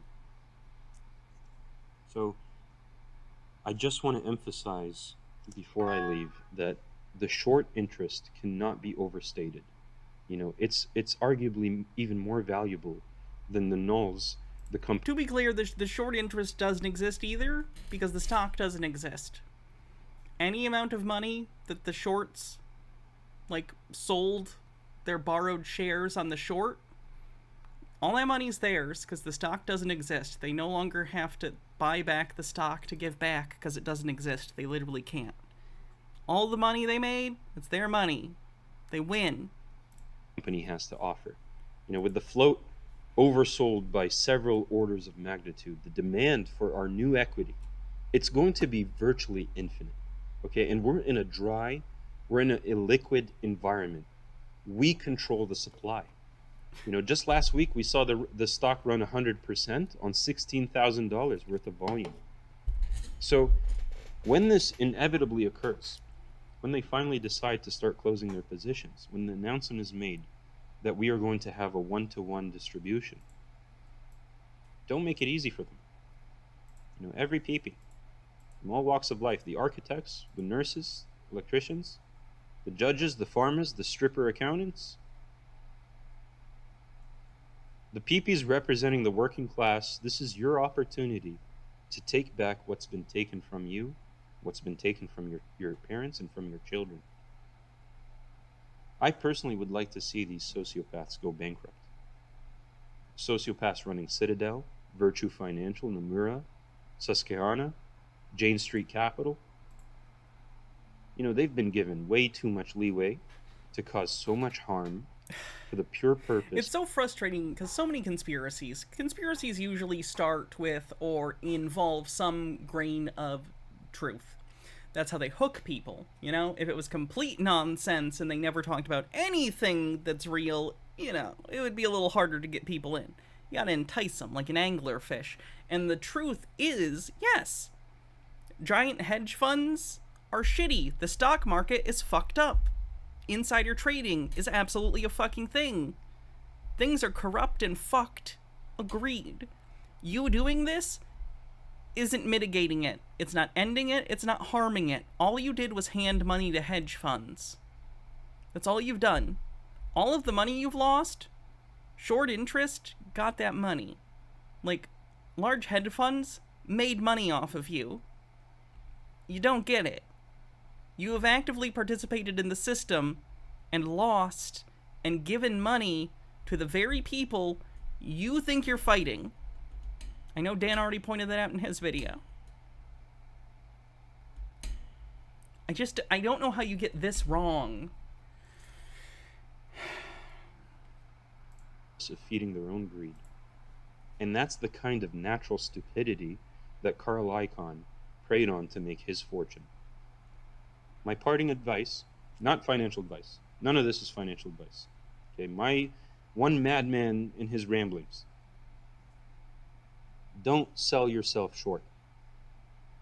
Take whatever you think your new shares are going to be worth, should be worth, multiply that target by 10, and hold.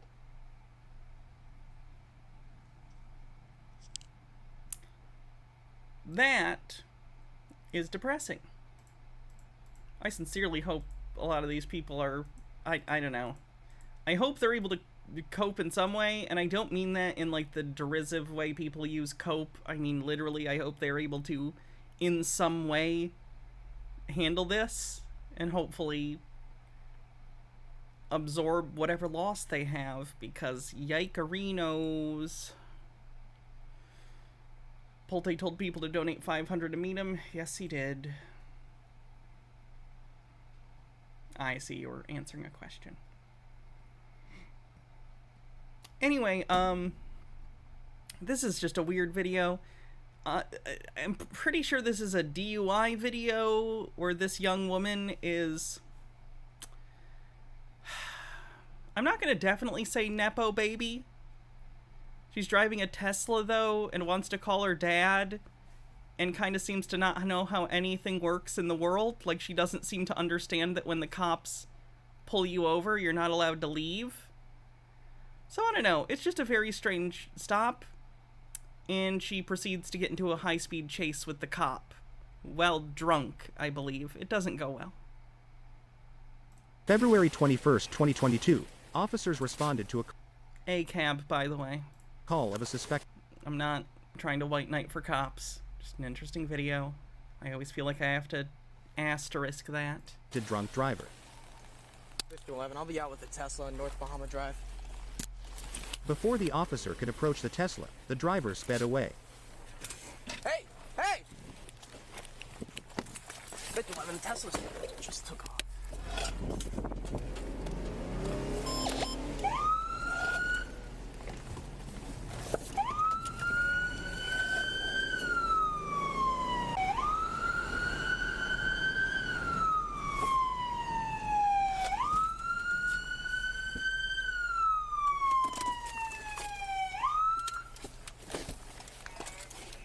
She is Turn driving off a the Tesla, vehicle. yes. Hands out of the window! Why are you running from me? Why are you running? Don't get out of the... Stay in the fucking vehicle right now. You ever notice that cops are just, like, seem scared of everything all the time? Like, I get it. She was reckless and absolutely needs to be arrested. Totally. You cannot do a high-speed chase, and from the rest of the video, which I've seen a lot of, she probably is drunk. Like, she absolutely needs to be arrested and have a trial and everything. But, like, your first reaction is like, get the fuck out! Ah! They treat every interaction that's even the slightest bit inconvenient to them as if they're being attacked by drug cartels. Like, it's so funny.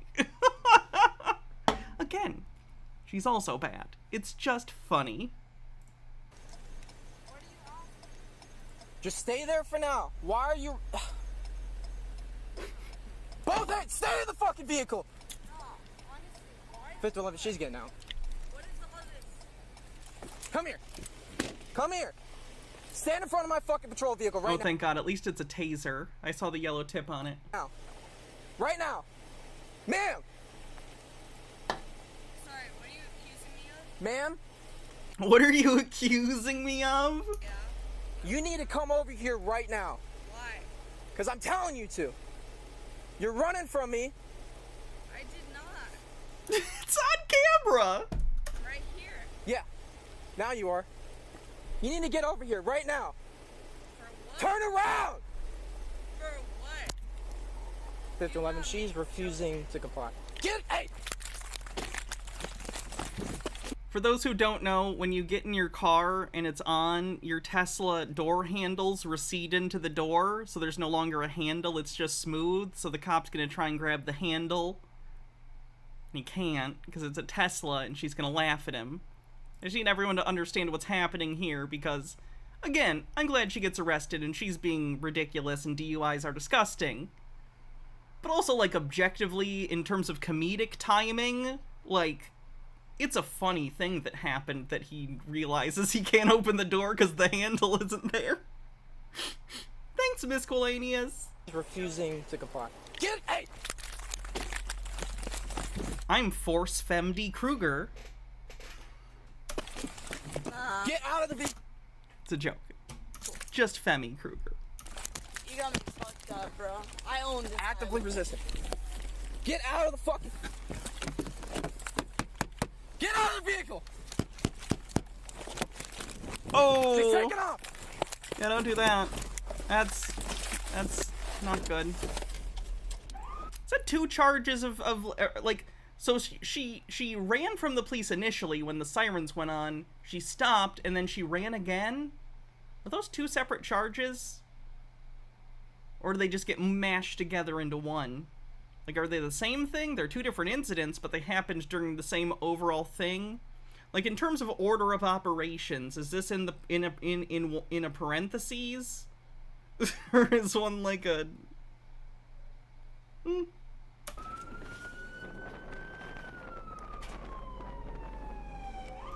5011, I'm in pursuit again.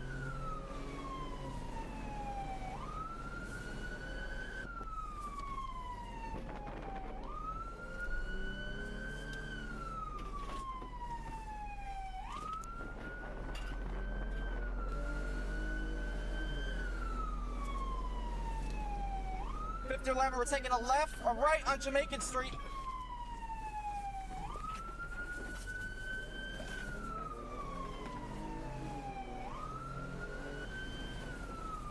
taking a left on North Bahama Drive.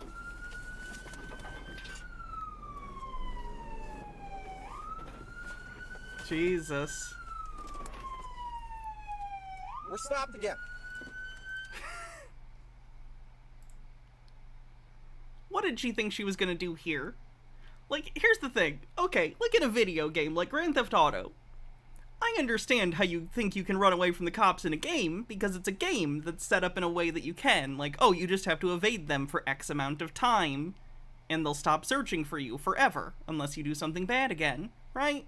Because it's a game. Or in the earlier games, you had to drive through the star things, and they'd make your wanted level go down. In real life, where are you going?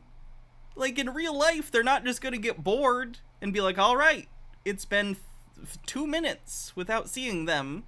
Time to never think about this again. Like, no, they have your license plate. Like, they have your description. They have video of you. Like, they have your identity. Like, they're gonna come to your house and get you. Like, you know how this works? They don't just give up.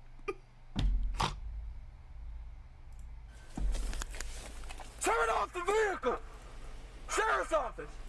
He's trying to really do the voice. He's doing the authority voice. Oh my god, she's so has no... I can't tell if it's like she's drunk or high or just like has no idea how the world works, but she has no understanding how close she is to getting like either seriously injured, tased, pepper sprayed, or shot. Like, she has no sense of the danger she has gotten into here. Just zero. She is not cognizant. Stop me over. Oh my god, Dad! They're arresting me! What the hell, dude? What are you doing? Don't fucking resist. What are you doing, dude? You didn't even know me. Dad, they're arresting me! They're arresting me! Stop resisting!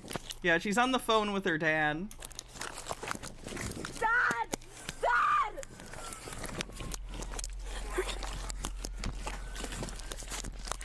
Oh, I understand that, Fenekigami, but not if you run away from them like that. Especially if it's like a thing that, like, bruises a cop's ego. That's fucking happening. Like, they're gonna find you. They're gonna run that license plate. They're gonna send it to whoever they need to send it to get a warrant. Get on your... Dad! They have me on the floor! Dad! I'm gonna skip to the part where violence isn't happening. I get she's not complying, but it just makes me uncomfortable. I want to get to the talking parts, please. Better. Flee, and then you kick me. I didn't flee and I didn't kick you. So those lights and sirens mean nothing? We're just out here. Can I call my father? No. He owns the island. 5-11, you can release the air. He owns the island? What the fuck?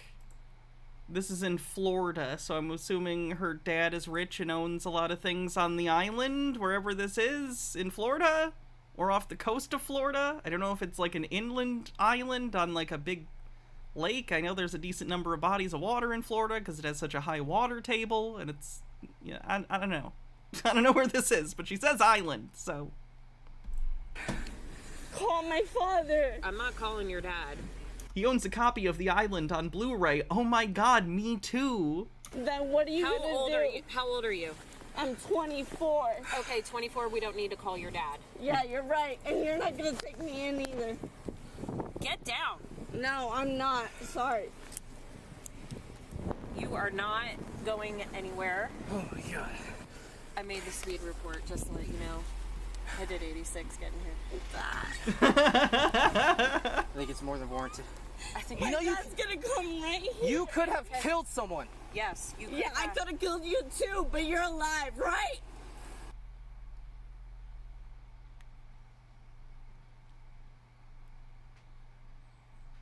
Okay. And my dad's gonna be here right now to tell you So listen, until you slow your ass down. Can you just talk to my dad? No, I'm not talking to your Can't wait for a ukulele apology. dad. He's You're a right here. You're a 24-year-old adult. Yeah, Want to try and and get her out? I'm on his property. I don't really care. You're on a public road. Oh my God, he's in the car. Alright, you wanna put her in? You need to notify him. I don't need to notify anyone. You're an adult. Can you notify? No, I'm not notifying anyone. You want to put her in the back? Why? Wait, what's happening? I have a. Why? She's sick one. I can smell it. Yeah, I know. What did I do? You ran from me. You Did he say marijuana? don't need to notify anyone. You're an adult. Can you notify? No, I'm not notifying anyone. You want to put her in the back? Why? What's happening? I have a. Why? She's sick one. I can smell it. Yeah, I know. What did I do? I You can't ran. hear. She's sick one. I can smell it. Oh. What did I think he said she's drinking wine. I can smell it. I do? You ran from me. You ran. That's one. Two. Ran from what? Him. How much? You know what? I'm not even gonna ask you any questions. All right, you got her. I'm gonna go ahead and pat her down. Yeah. William. All right, just hold her. I don't trust her. No, I'm not. You're 24 years old. I am not calling your dad. I'm here on my dad's property. You're in the middle of the road. Yeah, what did I do? Bro. Okay, for the third time, you fled. I dropped my flat. Can you get my flashlight? He ran too. Who ran? All the bored cops showing up. True. Do you have anything on you that's No, gonna I cut don't. Me? Okay, well, don't act all shocked. No, I just, I'm shocked because this never happened. Okay, well. You can't drive drunk. Please call my dad. No, listen. No, I need my dad here before you do anything to me. No, that's not how this works. You're 24 years old. Turn around. I don't care. That was an adrenaline rush. I didn't do anything wrong, and I need my dad here. So can we even do a DUI investigation? You don't need your dad. You're an adult. I didn't do anything wrong, so then why she are they refuses. doing this? Play stupid games, win stupid prizes. Jesus Christ. We have an RP that said she was intoxicated. I find her parked right here. I put my spotlight on her to walk up to her. She sees me.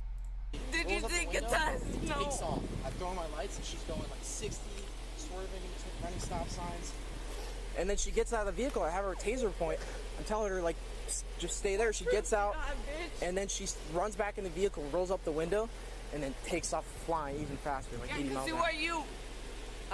He's the police. I didn't know that. I only told you 10 times. He didn't sign Did you anything. see this? He Did didn't you do see that. Did you see this? He Oh didn't. no! Oh no! Because I can hear his sirens on the radio. He didn't do that. Okay. If I saw that, I would have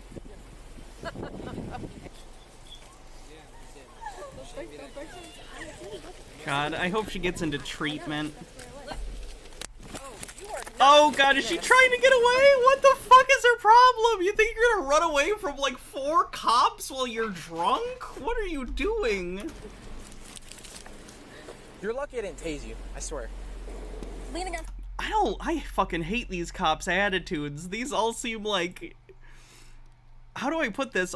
They're all pretty young, and they all seem like petty douches. Does that make sense? Like, they all seem like they're assholes in high school who then decided to become cops. You know what I mean? Like, you can do this without being a weird, like, cunt about it. Like, all of them? It's just weird. Weird posturing. It's car. Who are you guys?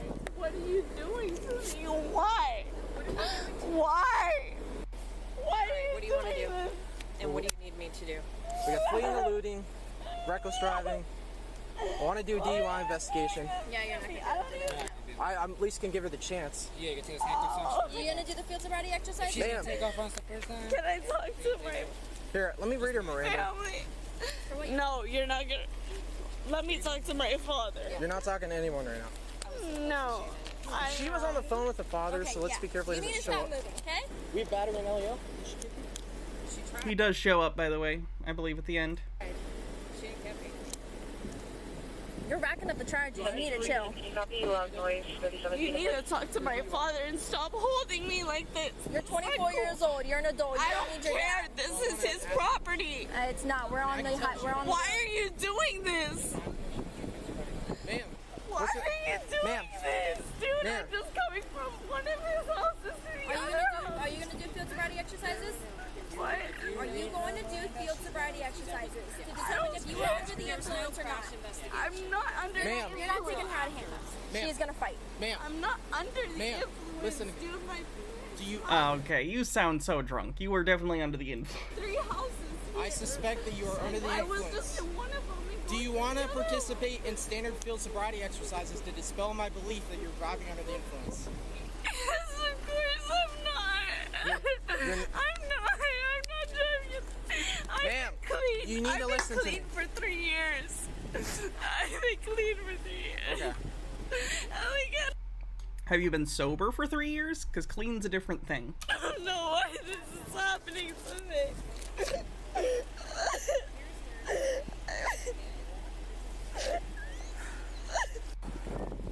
All right.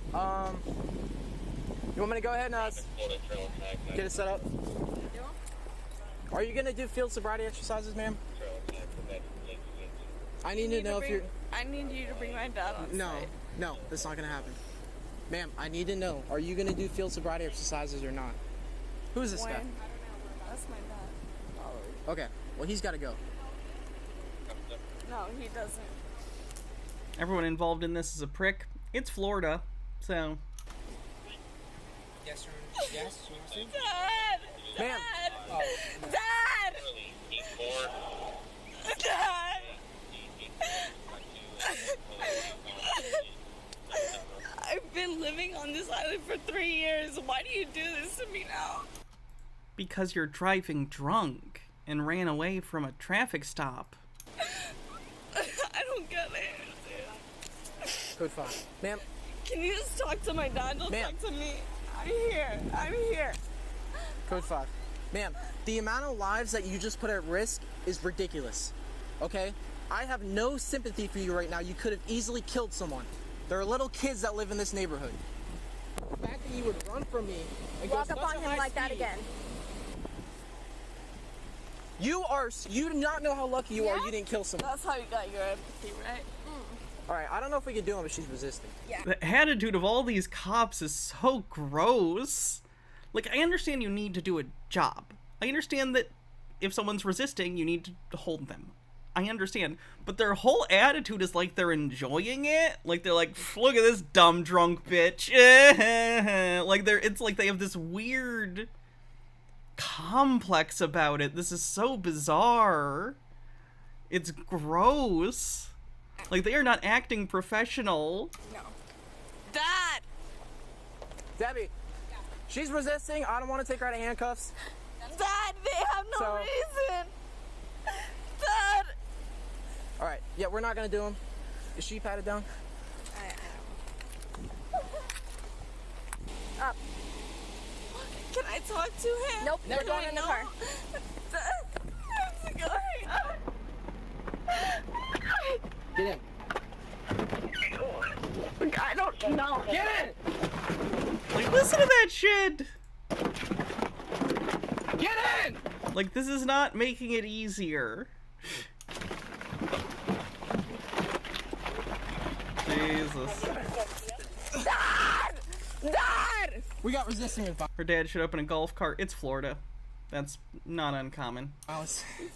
Especially in places like the Villages. You have a hobble? You didn't tell me why you're bringing me in the car. Because you were going to jail. Why? Jesus fucking Christ. Why? Get the hobble. Why am I going to jail?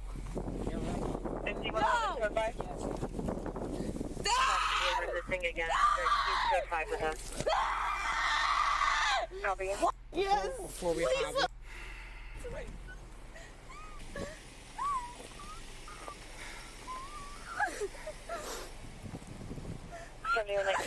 Stephanie, you have to calm down. Well, why are they... Copy 7275 1 You've been drinking. Thanks, Tuvix had it coming. And you were speeding. And now the way you've acted, you've gotten yourself in a deep hole and they're going to call him? You're gonna have to. He's gonna calm down. Huh? What? I'll say I'm good. She went to the floor. There's nothing I can do. Just You wanna call? CYA.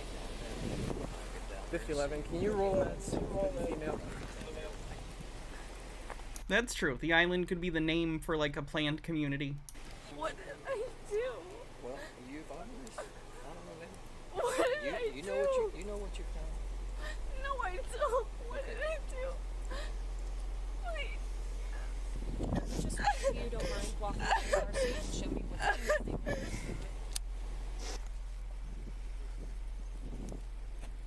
There you go. Why are they upset? Why are they upset? Dad, why are they upset? What? You're driving drunk. Anything except know that you're going to jail and you'll deal with this tomorrow. Stop. Just dig a deeper hole. Why am I going to jail? Because you were speeding, you ran stop signs. Where was I speeding? Well, that's a problem. If you don't know. Well, what, do they know? Dad, do they know where I was speeding? Yes, they have video of it. They were behind you. Behind me where? It's gonna be 1429 1429. They're gonna check you out, okay? Yeah, I think she's blackout drunk. I think she's gonna like wake up tomorrow in the jail cell and be like, what the fuck? I don't think she's gonna remember this. Why? For what? You didn't tell me. You didn't even read me my rights. Don't have to. Yeah, All right, man. we don't have Dad! They didn't read me my rights and they don't tell me why I'm going. They haven't questioned you yet. Yeah. We told you. Dad! You resist, you're gonna catch more charges. I'm not resisting. I'm right here. Get in the car then, right now.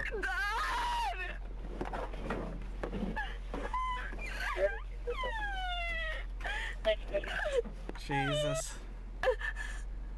I'm heading out, okay? I hope she gets into treatment, but... Yeah. Oh yeah, she got out of her handcuffs. We're not playing this game, Stephanie. What? No. Can you turn it? No, no, stay in. Like a drunk Harry Houdini. That's fine. Yeah, just to let you know, I know you're not happy about what's going on. I don't know what's going on. I know, but I have sworn. we've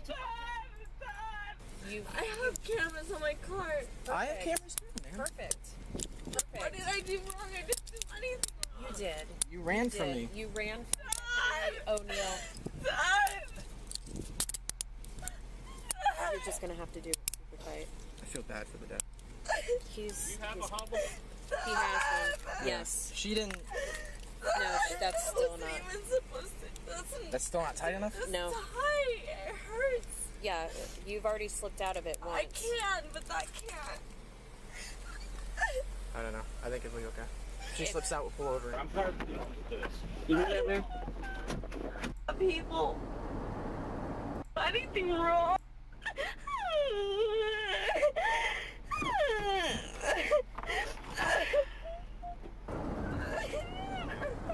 Anybody? I didn't do anything wrong. Why is this happening to me? Isn't that what you're supposed to do? What? Stop people. You could have killed someone, Stephanie. Stop people from hurting the others. You could have killed someone. But I have zero sympathy for you right now. If a kid would have walked down the street and you would have hit him, you would have been charged with manslaughter. alright, well, good for you to know that multiple kids have walked out in front of me and I stopped and let them cross. Easy. That's not a good thing to say! You were going, you would have had no time to stop, Stephanie. Oh, I did. You could have killed yourself, others, and me. But I didn't. Oh yeah, this is the same drunk Florida lady. This has all been the same lady. So what are you Thank talking God you didn't.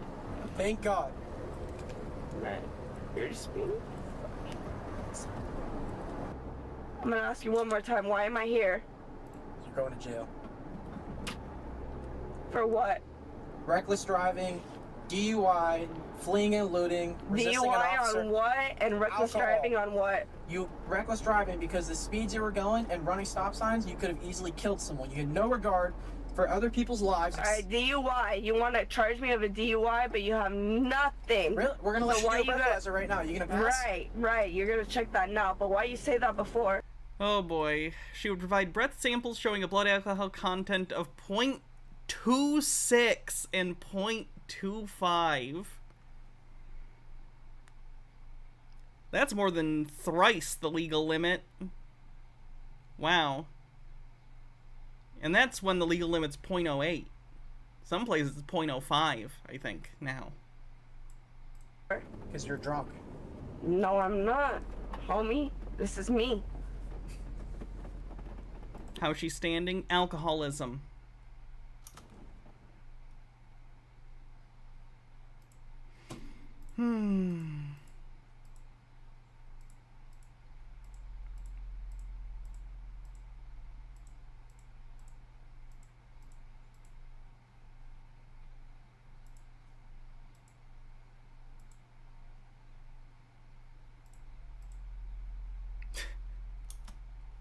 Welcome to Bob Larson Live. Tonight is a groundbreaking event. The first exorcism of a haunted house captured in a professionally produced documentary from a Christian perspective. What you will see isn't fiction. You will witness in real time a confrontation with 3 ghosts and the man who unwittingly invited them into his house. Tonight's airing is a short... I wouldn't say I quit on my own. I definitely needed support from, like, Baja, but, I did not go into treatment. I just ended up quitting, which is good. I feel a lot better now. Short version of the full-length documentary. The complete version will be available December 1 at the commander level of our members-only channel. To see the unabbreviated version, join the members-only channel now by clicking Join below or going to our website, boblarson.org, and click on the Check It Out. Stephen. Father. Pleasure to meet you. Thank you for having us here. Yeah, he has a membership on his site. Okay. Thank you for having me. All right, so did this ever happen to you anywhere else you lived? Never. I think you mentioned to me during the encounter session that the severity of this got triggered about 11 months ago? Correct. And was there anything significant that happened at that time? I was in the Orient. I had acquired some pieces of artwork, stone, statue. That's not the preferred nomenclature these days. I know that it still gets used when you're I've heard it used in certain contexts, but not the verbiage I would have used. Also, the whole idea that, like, cultures other than ours are demonic is so fucking racist. And later like, oh my goodness, I purchased some probably bullshit touristy art that got hawked to me on vacation, and now I'm gonna pretend it's demonic because I'm afraid of different cultures. Determined, years later, that the way that I acquired it was, people that were smashing temples in the middle of the jungle and taking the busts off statues, sort of thing. Not knowing that that was where these things originated from, I wanted to bring them back to wherever, the right place, wherever that may have been. Was this a vocation? I mean... You'd think they would have done better sound equipment considering they knew they were going to do this. Striking with judgment from God. Okay. So he's touching your hand? Yeah, and you can feel it. Wait. Different. They think they're seeing a ghost? A spooky ghost? Yeah, one in the bed and there's one on the chair. Okay, it's only looking for waist up. It's not looking for waist down. That's why they don't. What do you mean? The audio is bad. It's random stuff, and part of the...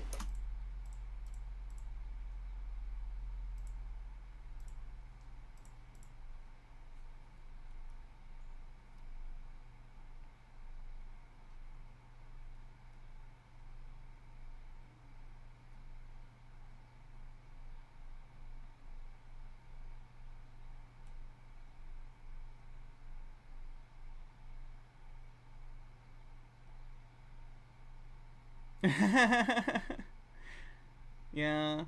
Yeah. Unsolved mysteries stretched from time to time.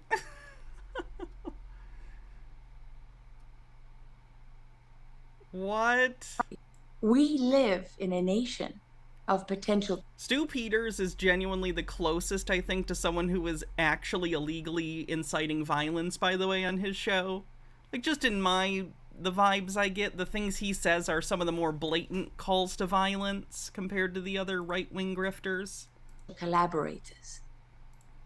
And if we don't reduce the price of standing up, if we don't make it less costly and encourage more people to stand, that is what lies ahead for all of us. When they come and say, who were the ones who voted for Trump?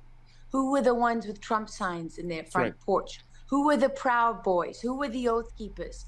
When they come to us. If you do illegal action, if you hurt people, if you try and do an insurrection, but not just for your political beliefs. Like, there are people all over the country with absolutely abhorrent political beliefs, but unless you do something illegal, nothing's going to happen to you because you have the right to have really shitty beliefs. Who wouldn't come? Now, that said, people are also have the right to disassociate from you or call you an asshole. That's also part of it. It's a back and forth. Comply. Who were the didn't wear a journalists? mask? Who are the journalists? Who didn't get a vaccine? When they come for us, our neighbors. Literally none of that is happening. Please stop projecting your need for violence onto your political opponents. Will be raising their hands to lead the killing squads to our doors. Jesus Christ, these people are just delusional.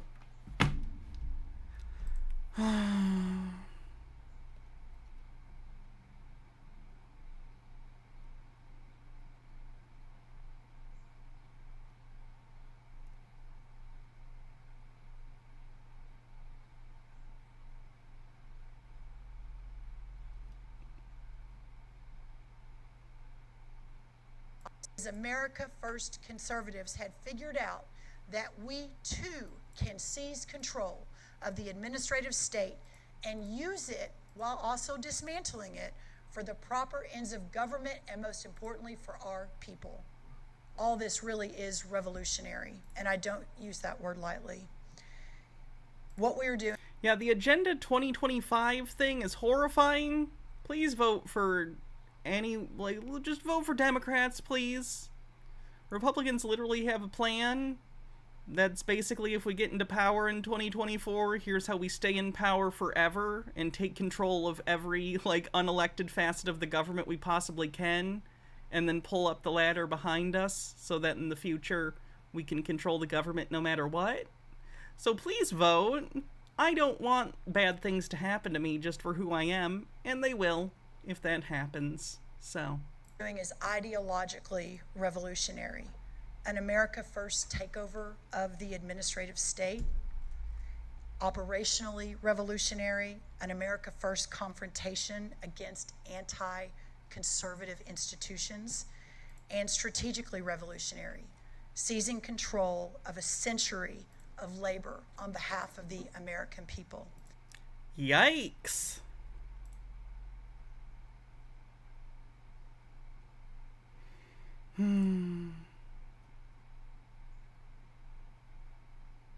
What? In 2020, they called us a danger to society for being conspiracy theorists. I mean, you still are. And believing in the fact that our politicians are, in fact, pedophiles. All of them? Definitely not all of them. But unfortunately, our species does have people like that in our species, so they're going to be in basically every group. Unfortunately, we also know that people like that tend to gravitate towards positions of power so that they can take advantage of people. So you might find a higher concentration amongst, the wealthy, the rich, I repeated that, sorry, politically connected people, politicians, people in places of power in, schools, churches, whatever. But again, it's not a nefarious plan, and it's not because they're politicians, it's because fucked up people try to look for places where they can do things they want to do without recourse.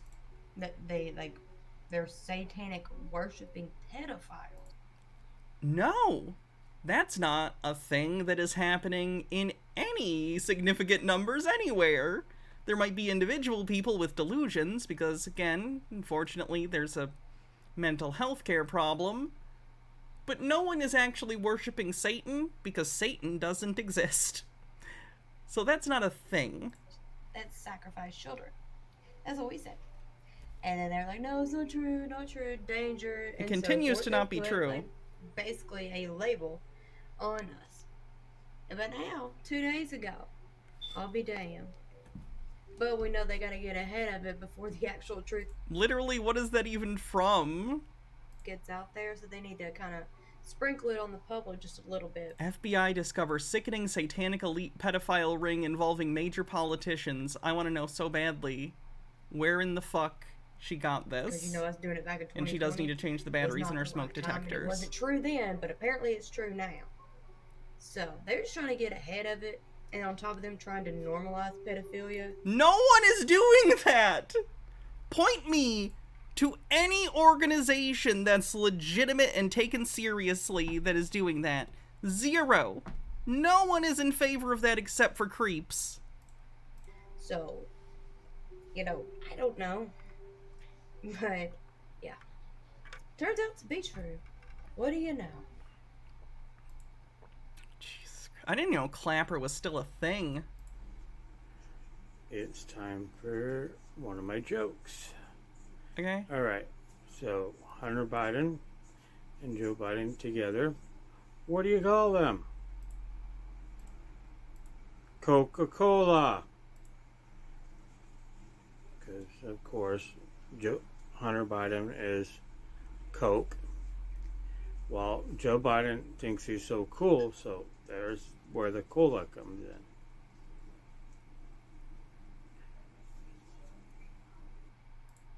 Well, alright then.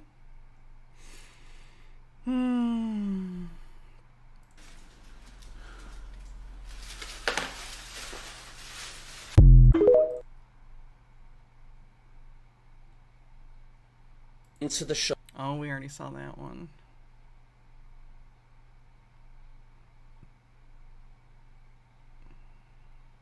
Year. Oh my god, what did Peterson do now? Jordan, it's been 1 year, can you believe that, since you came and sat in my studio and we had what was an extraordinary interview, got very emotional one part of it. 1 hour later. You know, it's a strange thing to have far more than you could ever imagine.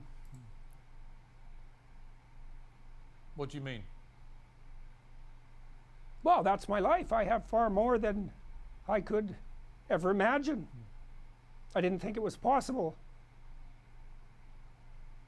I mean, you've become somebody who, in the later stage of your life... Now you did it again. You got me again. God damn it. Seriously, like, does he need, like, his power of attorney taken away from him? Like, what is going on with Jordan Peterson's brain? It has not functioned...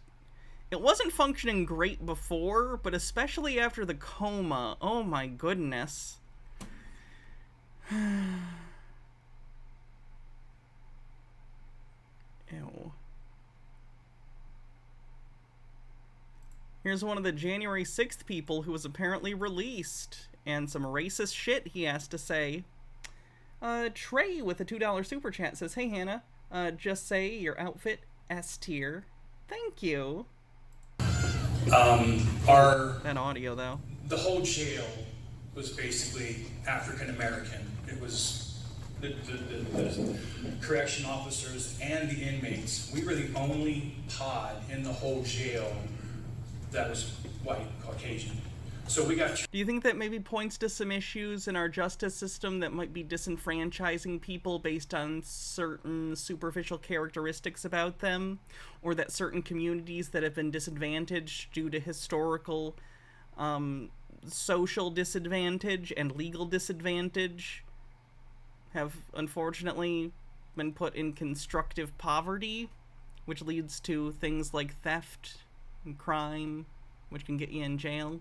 If you consider that this observation you have made might inform you about the fucked up system that we have, No? You're gonna choose to be racist about it? Cool. Treated very harshly. It's like reverse racism. It's like reverse racism. What the fuck are you talking about? And believe it or not, a lot of the guards that were not American, the African guards, treated us really good. I'm sorry, do you mean people who were genuinely from the continent of Africa and moved to the United States? Or are you saying this in just a racist way? Like you're calling all of the black guards non-American? 'Cause holy fucking shit, either way.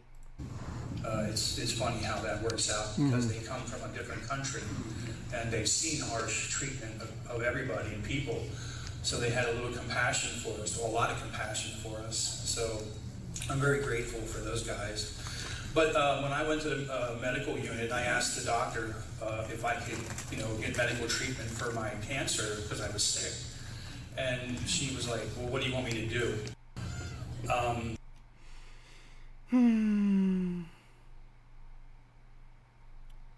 Saw those ones. And we saw that one.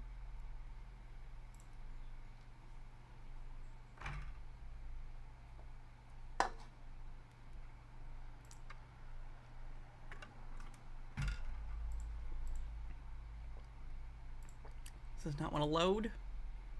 I'm telling you, BitChute is so spotty. There. In honor of the fact that people are not zombies and are not... Wait, I didn't become a zombie? Why did I eat all those people? Not eating human beings. There's other things besides bugs that people can eat because they want you to eat the bugs. The only people who want you to eat bugs are dumb venture capitalists who have put money into bug farms and dumb shit. Yeah. So... In Holland, we already have a processing factory of bugs. They now say it's for the pets, but they will use it. They can use it for humans too. Have you ever eaten this thing? I know you've been to these Asian countries. Have you ever eaten that? The century eggs? Are you going to talk about the century eggs? I didn't like those foods. But you saw that, right? Yeah. I went to wet markets and I saw it. Yeah, within the eggs, the totally weird things. And, right? Yeah, they I'm sorry, I can't look at that. I stuck to like what I knew. Yeah, I did like the turning tables. I remember tables I love. Yeah, that was fun. But when food like this came around, man, this kind of grossed me out. And oh, is this one of the eggs that's like fertilized or something? Balut. Thank you. Probably upset people by saying no. With eating feathers. This doesn't look good to me. No. A beak and... Okay, then don't eat it. Then don't eat it. Like, that's not something anyone's gonna make you eat. There's tons of things and foods from different cultures that I don't necessarily think sound appetizing, but that doesn't mean it's wrong for them to eat it necessarily. Like, no wronger than any other animal consumption, I guess, depending on how you feel about that. Feathers. And the eye and the face looking back at you. And then look at that. It's like in there. It's like you open your egg and there's like this is just not understanding that different people in different cultures and countries have different things that they like, and there's different, like, there's no what's even the conspiracy here? I can't imagine why people are like that is wrong. But then again, we don't think that beating up a baby with panda eyes, after that do a face-off, a frazzle drip, and then eat the organs and drink the adrenochrome or smoke the adrenochrome, that's not normal for us too, you know? So it's what culture you come from. Like the Matanga culture. The Matanga culture, yes. That's interesting. It's what you're used to, you know? We're not used to this. Okay. So look at that, man. These people are just eating. Look at this guy. Why do you want to eat that, man? That's just insane. I don't know. But, I mean, look at that. That's disgusting. But at least we're not eating each other. Again, we are thank eating. you God for If you not go, no, if you go the to zombie McDonald's, apocalypse. If you go to McDonald's, we're eating each other. That's true. You're already eating each other. We're already eating each other in McDonald's. That's something. What? Look at this. I mean, What there's are like, they it's a talking bird. about? Oh. So they The Europeans start to have bowl of urine. I don't know. It's really, that doesn't look good. If somebody served that to was in the factory once where they make. This is like the worst podcast of all time.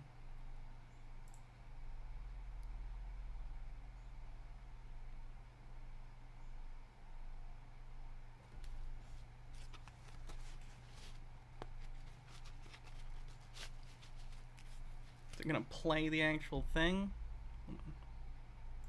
They're coming out now.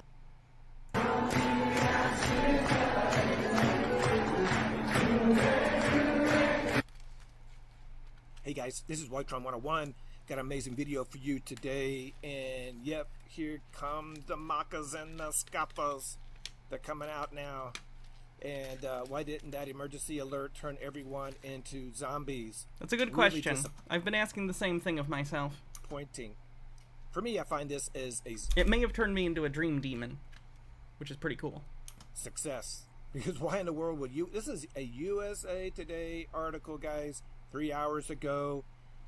Why in the world would they say something like this if they didn't know that we knew? Literally, millions upon millions of people are watching this. Literally, yes, people were making fun of all the conspiracy theorists. People were making fun of conspiracy theorists and memeing on them like days prior to this. This became a thing. It's not a signal to you. It's literally people making fun of your really, really out there unfounded belief. Stuff. They're never going to be able to get away with it. You know what I'm saying? We're all watching now because thanks to social media, and there's so many Don't worry, guys. Their endless conspiratorial nonsense wasn't actually super embarrassing. It's the only thing that protected us. They were too in the know, so the deep state or whatever had to stop their evil plan to turn people into zombies.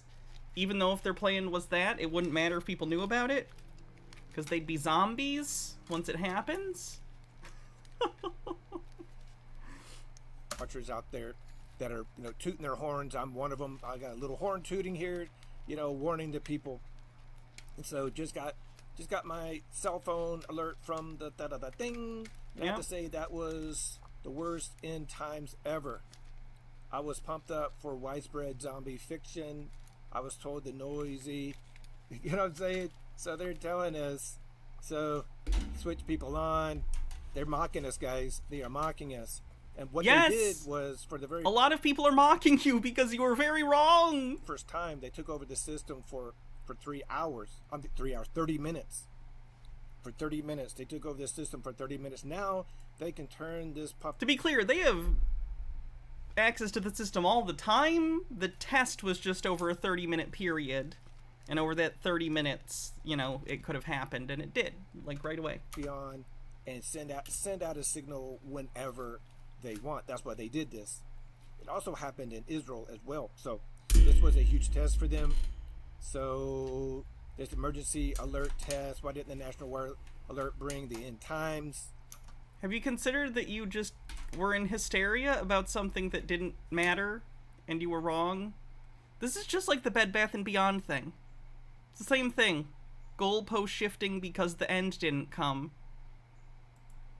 Or the end did come in the case of Bed Bath & Beyond, but they don't want to admit it because the ending wasn't what they wanted. So, see, this is mocking, guys. They are mocking us. Yes. Mocking us, which is fine. So am I. Fine. We knew this was going to happen. And did you? Then why did you say light on this? what? Because if something did happen, then everybody, you know what I'm saying? Then everybody can be pointing their finger. They don't want that. So they can. They'd all be zombies who'd be pointing the fingers. They want. Here is your 33. I love the number 33. 33 degree Mason. There's your 33, and so there it is. Emergency dumbness alert. Action is required. So there is that article.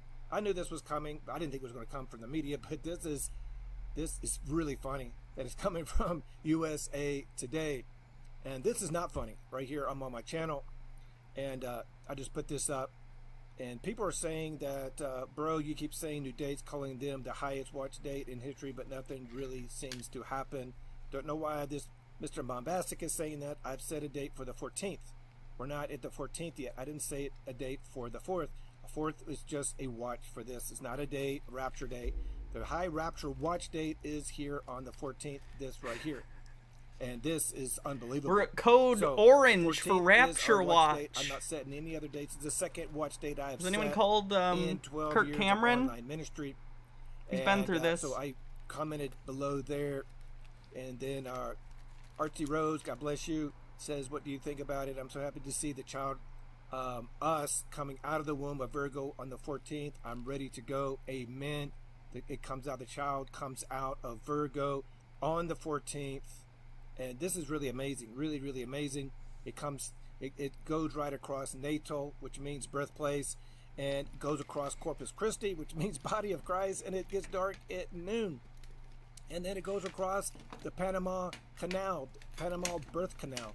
It's just, you can't make this stuff up. So, and this is also the Revelation 12 sign put there on the path of this 8th major, rapture watch date, the 14th. And the reason why I'm setting it for a rapture watch date is because I always find the rapture predictions interesting, because it's like one of the most saturated markets in terms of coming up with random predictions. Like, the rapture has to be one of the most falsely predicted dates ever. There's always people who are like, the rapture is this day or this day or this day or that day, whatever, It just seems like you do something more original,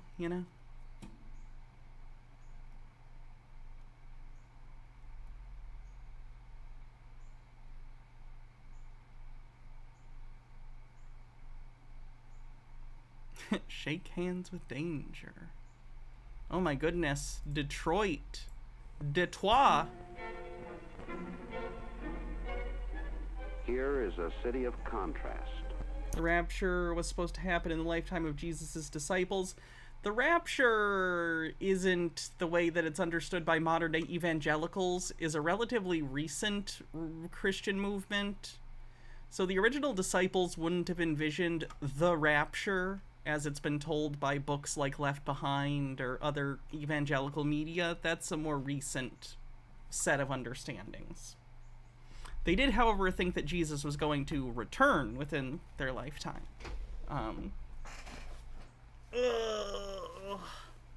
But then that didn't happen, so the goalposts moved. Spread out along one of the busiest world. Yet its reputation is built on the where the flag 3 nations have flown. Yet it looks only to the future. And the old always gives way to the... This is the city of Detroit. No man on earth nor angel in heaven can know the day, only God can. That is what the scripture says. Which in my head is funny, because at this point it's never going to happen, because there's always someone out there who thinks it's tomorrow, right? So just definitionally, maybe the rapture hasn't happened because someone's always predicting it's tomorrow. They're getting in their own way. In the state of Michigan.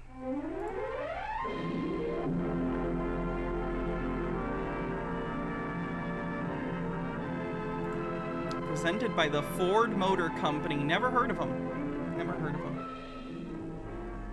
Perhaps fate had its eye on this place from the very beginning. On a ledge, high up against the face of the old city hall in Detroit, stands a man of stone. He is looking endlessly out over a square that bears his name, Cadillac. Sometimes, just after dawn, it is quiet in Cadillac Square, and you can hear the beating of the pigeons' wings. It must remind the stone man of how it was when he landed on this river shore back in 1701. No boat whistle sounded then. There were no steel mills, no docks and factories.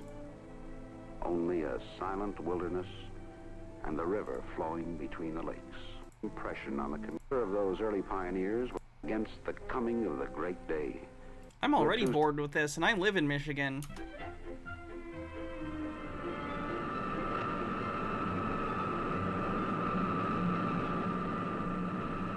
are some things that would seem a miracle to you. This jet airliner and the Detroit Metropolitan Airport.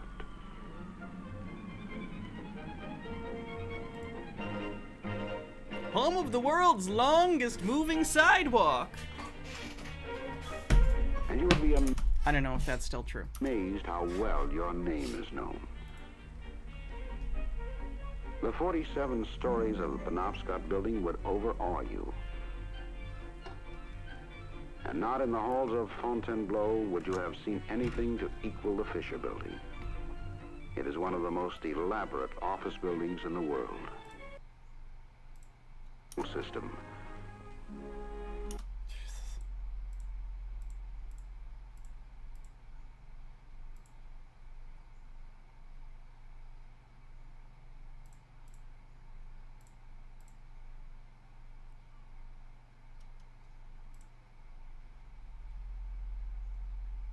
Some of the old documentaries are good. I like them sometimes. It just depends on my mood and what the documentary is. Goddamn, BitChute, you are not functional.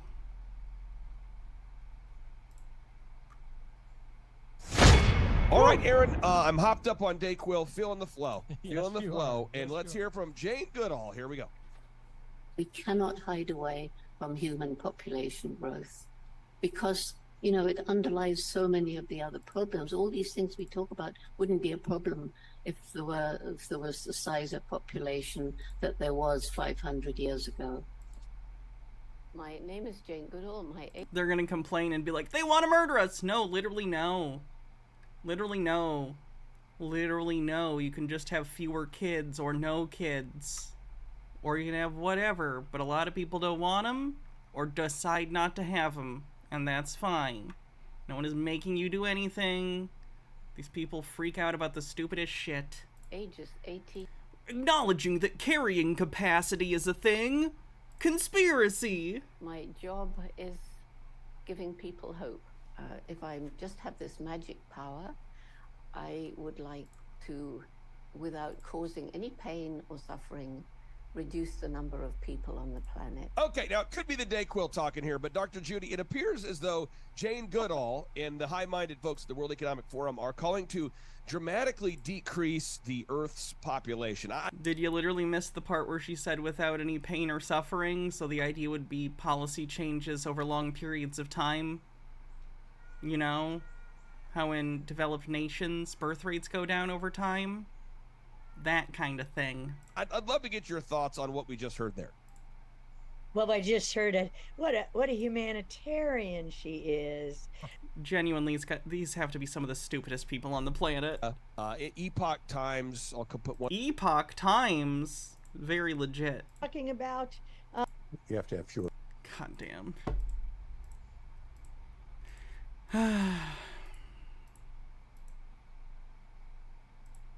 Oh, this was nice. So the writer's strike is finally over, and I am so happy to tell you that we fucking won.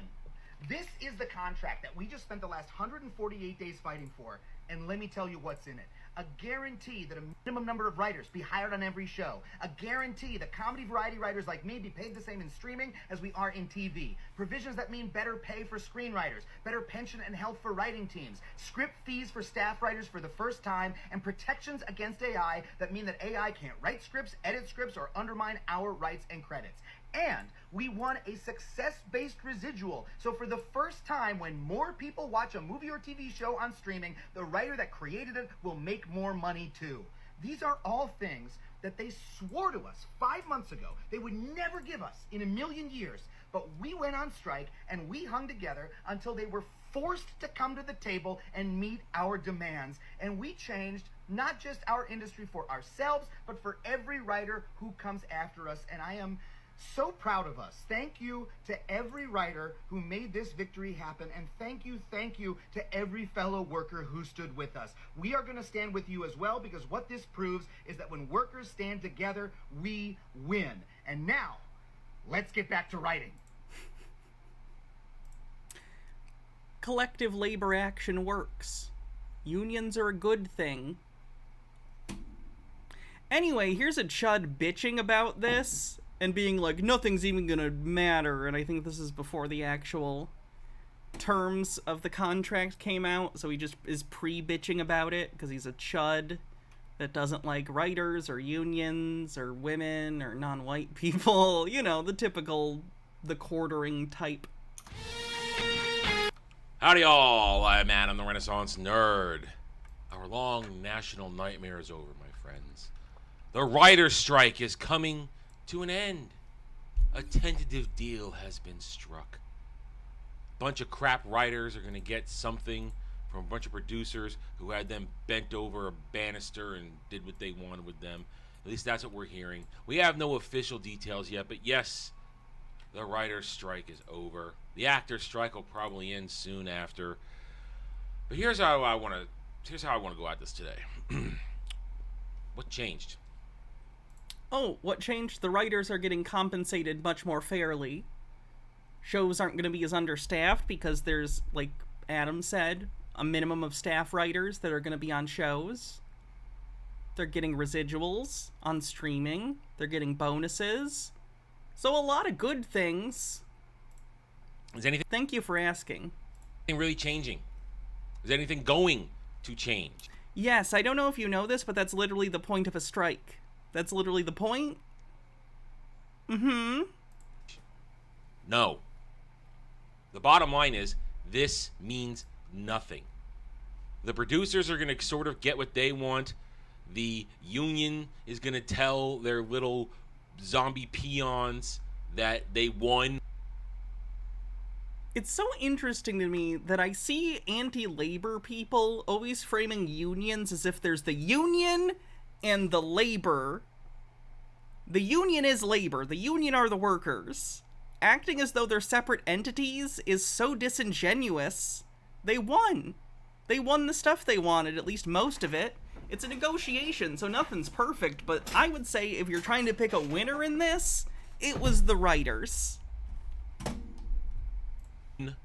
When in fact, they probably really barely won anything. We're going to find... Nope, they actually won quite a bit. It's interesting that he assumed the opposite. I guess just because he probably assumes because he's anti-labor, he assumes unions are a bad thing and non-helpful, but he's wrong, so... out, and a bunch of people... Now, there is one thing. All right, there's one thing that will change. A lot of the truly untalented, bottom-feeder, diversity hire writers... Is that even a dog whistle? He literally is just saying, anyone who isn't a white straight guy, you can't write for shit. Like, that's just racism, sexism, that's all of the isms. What is he doing? They're going to be probably left twisting in the wind. They're not going to get any work because there's no work to be had. Again, they literally got in their deal a minimum number of staff writers for shows. So that's actually going to create a lot of new jobs. Cool, cool. You sound really smart talking about this deal before knowing the details of it. Streaming is on a downward trend. Yep, we all knew that was going to happen, but the people who continue to be employed are going to get better deals, and that's good. That's good. And even if there are fewer shows, they're going to have more staff writers, so that even if there are fewer shows, there will be more positions for writers as a whole? I don't understand what you don't get about this. They're not producing as much content as they were before. Movies. There's a big budgeting problem in Hollywood, and we're going to go over that in a second. Mm-hmm. That's not a hot take. And two, there's a big budgeting problem going on where budgets are too high, and they're not getting any return on their investment. So they're gonna be cutting back on big budget movies. Hopefully they would go to maybe 1 or 2 tentpole movies a year and then put a lot more into mid-budget films. I miss a lot of the mid-budget films of decades past. They've pretty much disappeared, so you only have like really low-budget stuff or the big Avengers type movies. Some of the best movies ever are these, you know, middle-budget films. So I do miss them. But again, the idea that that somehow leads to fewer jobs is weird to me, because doesn't it stand to reason if you're doing fewer big projects and you're taking the same money and investing it in more medium and small projects, That's more things that need to be written. Right?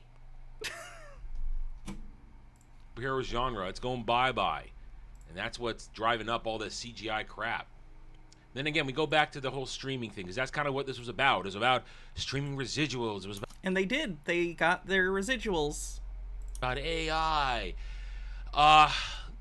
Most Have a good night, Jen. Thanks for hanging out. streaming services are money pits. Most of them are probably going to close down. Paramount Plus is almost certainly going to, which is a shame because Star Trek Strange New Worlds is great. Peacock probably isn't going to make it. I would imagine the ones that are going to be standing in the end are like Netflix, Disney Plus, albeit all of the prices are going to be higher on these. Maybe Hulu, maybe HBO, maybe they've gotten considerably worse as of late.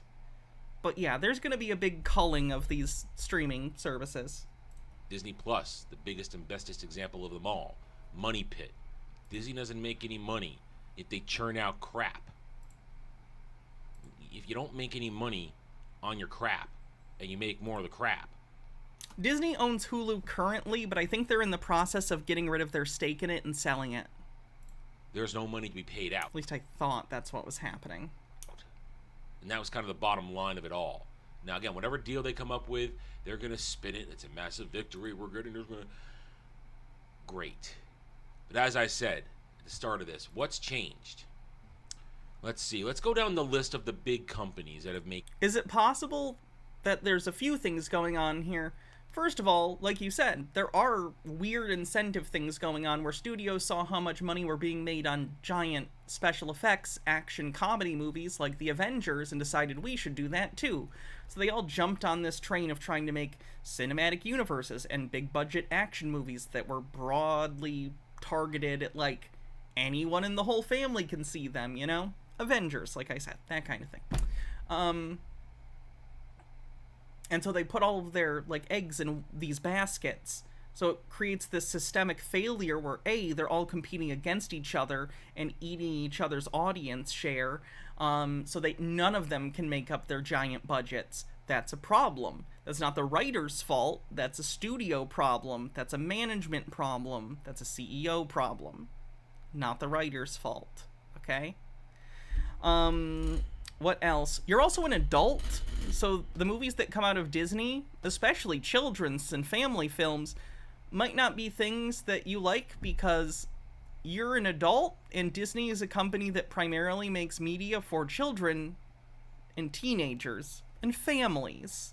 Like, if you want, like, a really well-done, thoughtful movie, have you considered watching a movie made for adults? I don't know. Like, I watched The Lighthouse last night. That was a pretty good movie, and I don't think that was written by Disney. You know what I mean? Like, there's plenty of great movies out there, coming out all the time. Disney is the McDonald's of entertainment. Let's be clear here. And that doesn't mean they've always been bad or that they never produced great art. They have. Disney's produced some of the most beautiful, like, animated films of all time. They've created great stories, great films.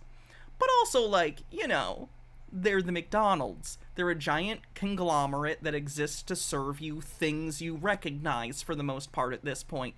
Oh, you remember that really good movie we made decades ago? Here's a remake of it. Here's your Big Mac. You know what I mean? And again, I'm not making any moral judgments on that. It's just the nature of their business. Their business is mostly IP management at this point. But... either way, I don't know why you're blaming the writers for that. That's not their fault, the market that they exist within. Making stuff, all right? And let's see what the near future looks like. Disney, my favorite punching bag. The Marvels. We've recently discovered the true budget of the Marvels. It's going to be over $300 million. Forbes says I think this is going to go badly. I hope I'm surprised because I want Chuds to be mad. But the Disney films and TV shows that have come out, the general sentiment around them has been meh to not good, basically. So I am concerned that Marvel's is going to absolutely crash and burn. I think it looks funny, But even I don't really see the Marvel movies in theater anymore. I usually wait for them to come on Disney Plus or Blu-ray. So, I don't know. 270 there, but we know. But it's gonna be hilarious because Marvel's might tank just because, you know, it's a Marvel sequel. You know, people might not be that interested, and if it does tank, I know people like this are gonna be like, ha ha, it's because it's a movie starring women, MCU, go get woke, go broke bullshit, and it's like, that's not the reason, because people have seen 10 trillion Marvel movies. But they're gonna do what they're gonna do. So, yes, Loki Season 2 is coming out later tonight. I hope it's good. I really liked Season 1. Loki was, I think, my favorite show they've done. I really liked WandaVision, but the first season of Loki I really liked, so... No. Yeah, I heard they're making a live-action Bambi. Like, what the fuck? Like, the first Bambi movie is kind of a vibes movie. Like, it's a lot of nature and just kind of stuff happening. They're gonna try and apply a more modern, typical 3-act structure to live-action Bambi, and it's gonna be a disaster. It's gonna be a disaster. It's gonna be terrible. Seriously. It's not even live action. Photorealistic animation. It is well north of 300 when you include all the reshoots, all the delays, and the marketing. This thing's gonna be over $1 billion probably in reality to even touch. After that, next year. Did I ever watch the Hellstrom or Cloak and Dagger shows? I did not. We've got the Cloak and Dagger show looked like it was kind of a... I think it was on like the ABC Family channel or whatever it was called at the time. That channel's changed its name so many times. Didn't look that interesting to me. Definitely looked like it was more aimed at teens, which is fine. Just didn't seem like something I'd be into. Got Snow White. Oh! Oh, Snow White's gonna absolutely eat shit too. I am so glad that finally people are not seeing live-action Disney remakes as much anymore. Like, The Little Mermaid did not do well, which again, of course, Chud's blamed on, you know, things for racist reasons, when in reality, people have just seen the other fucking live-action remakes and know they're all bad. Live-action Snow White with everybody's favorite little monster, unibrow, no chest, Rachel Zegler. Yeah, she's gonna light up Hollywood with her brilliant acting and her big-ass cow mouth. Jesus Christ. She's already... The anger that these people have towards women in public, like, in women who take part in public discourse in any way, holy shit, they get so mad. Already sunk that movie. She's about to sink another movie she's in real soon. But that isn't Disney, so we're not going to talk about it at this moment. So Snow White live action with a budget north of $200 million.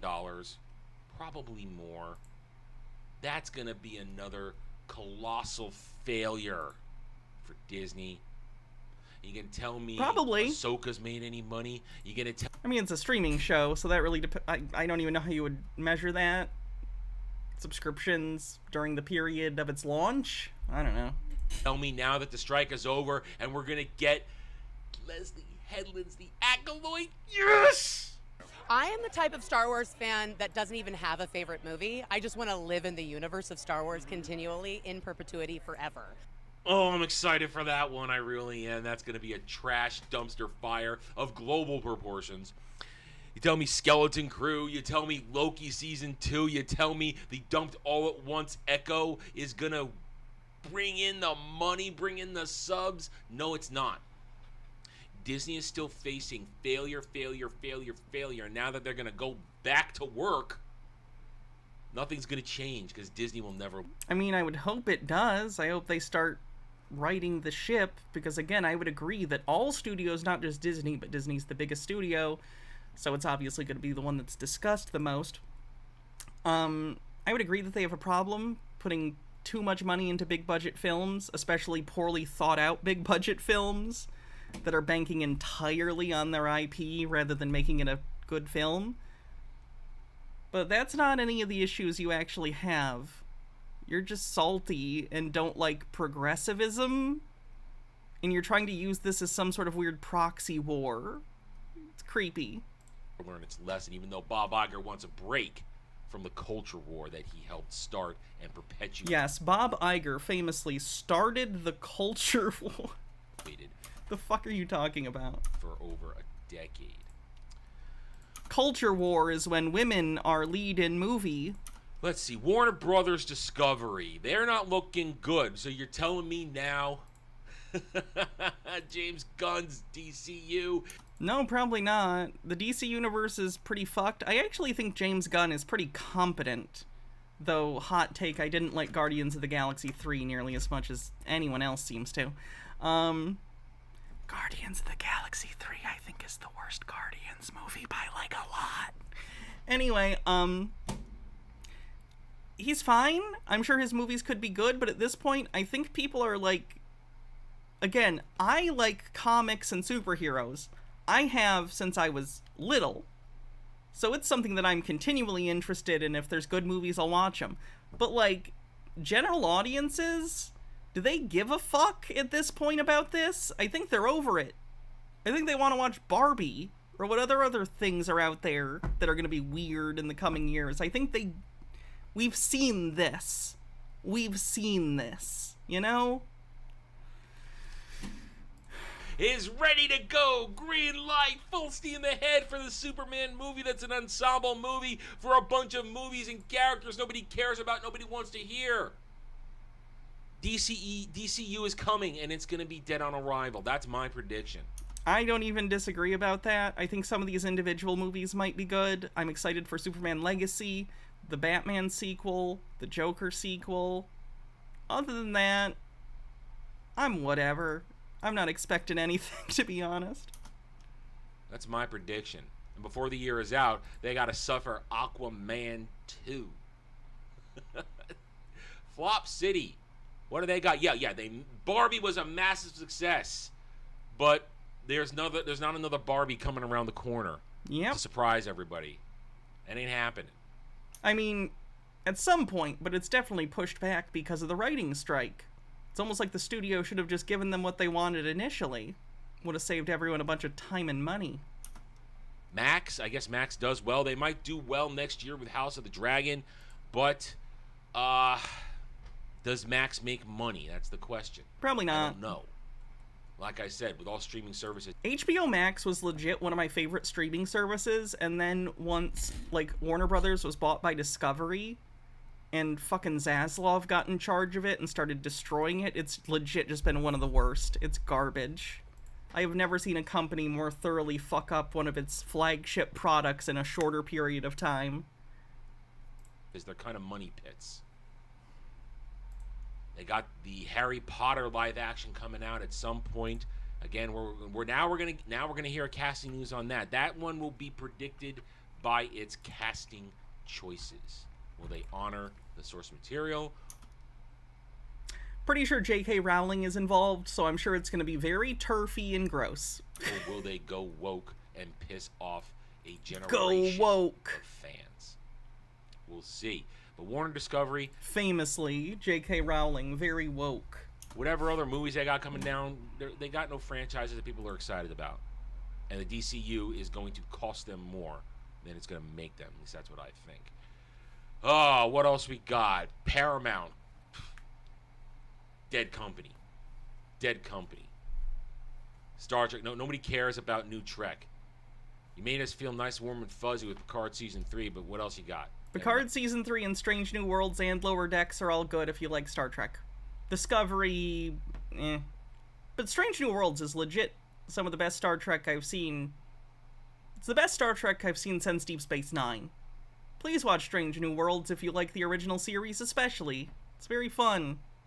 Nothing. Halo? Oh, Halo Season 2. Yeah, that's going to bring it in again. Paramount. I didn't even know they were doing a Season 2 of that Halo show. Plus, money pit. No money being made. What is it? Which changes nothing with what's coming out. Comcast Universal? I guess. Right? Okay, Peacock, that's a failure. That's going to go bye-bye eventually. What else you got? I agree. I also think Peacock probably doesn't make money, but the two things I need them to save from Peacock are the Quantum Leap reboot, which has been surprisingly entertaining. I've enjoyed it. And secondly, Poker Face, the spiritual sequel to Columbo. It is so good. Don't you fucking dare cancel that show. Oh, here's what we got. Strike Force 5 is coming back. Yes, late nights returning, so we get to be assaulted by unfunny far-left whack jobs again. Yay! I'm sorry, did you just describe Stephen Colbert as far left? Yay! Who get to bring on talking heads and NPC morons to all the time. What has changed with the writer's strike being over? The writers are getting paid better. Nothing. Occasionally, something good will slip through because law of averages says that's going to happen. But in the end, nothing has changed. All these... Again, do you understand the purpose of the strike? It has absolutely changed for the workers, for the writers. Major production companies, everything, nothing. Even the ones that are moderately successful like Netflix. Netflix is a 50-50 crapshoot. On the one hand, you get One Piece. On the other hand, you get The Witcher. There is no way to know. I don't even know which is supposed to be the good or bad one there. Oh, wait. I've seen neither. You're going to get something good out of Netflix. Apple TV doesn't count. Amazon, waste of time. Wait, why do those not count? Amazon's put out some of the best, like, original series in recent years. The Boys, its spin-offs, Invincible. What? Amazon's put out some good stuff. Rings of Power. They don't know what they're doing over there, but then Amazon can waste all the money in the world because they're Amazon. But there you go, guys. What's changed? Can somebody tell me what has changed with the strike being over? The workers are getting paid better. That's the point of the strike. Nothing. Because Hollywood, Western entertainment... Western entertainment? ...is not going to learn the lessons. They're going to keep going with more diversity, more inclusion. Have you considered that that's just real life? And that, in fact, what you want is a hug box with only white people? You know, racism? Like, the world is a diverse place. Like, everyone in the world lives here. We all live in this on the planet together. America, pretty famously, lots of demographics of people in it. That's how real life works. They're going to keep going with indoctrinating your kids. They're going to indoctrinate your kids into not being racist. That it's okay to cut things off. They're going to keep telling you they're only here to spread progressive ideas so that you can see yourself in something when, you know, for 100 years, people didn't need to see themselves in stuff. They were just entertained by...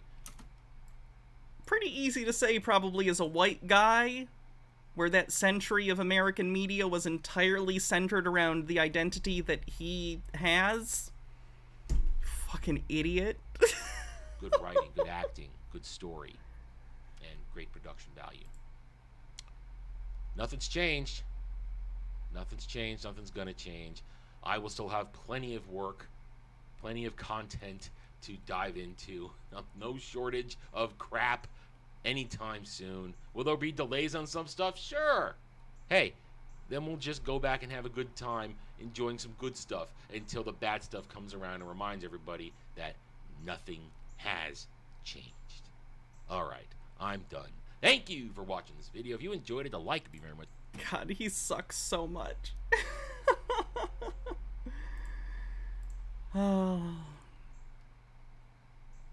Oh my goodness, it's me, I'm live, hooray.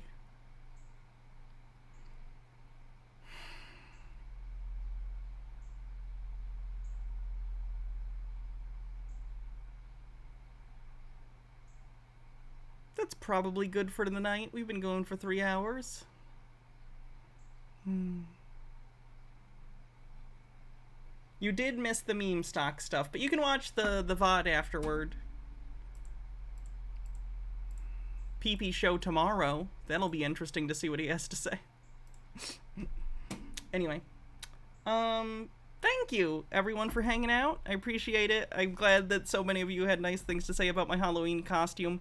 Join the Discord if you want to vote on the future costume days. Tomorrow will be a costume day because we have 2 remaining. So I'll do a poll on the Discord to see if people want the Freddy Krueger outfit again, or the maid outfit, which I'll put that poll up either tonight or tomorrow before stream. And that's it. Thanks, everyone. It's been fun. See you guys tomorrow. Adios. Oh, love you too, Mr. Blast. Now I gotta wait to make sure you get that before I end the stream.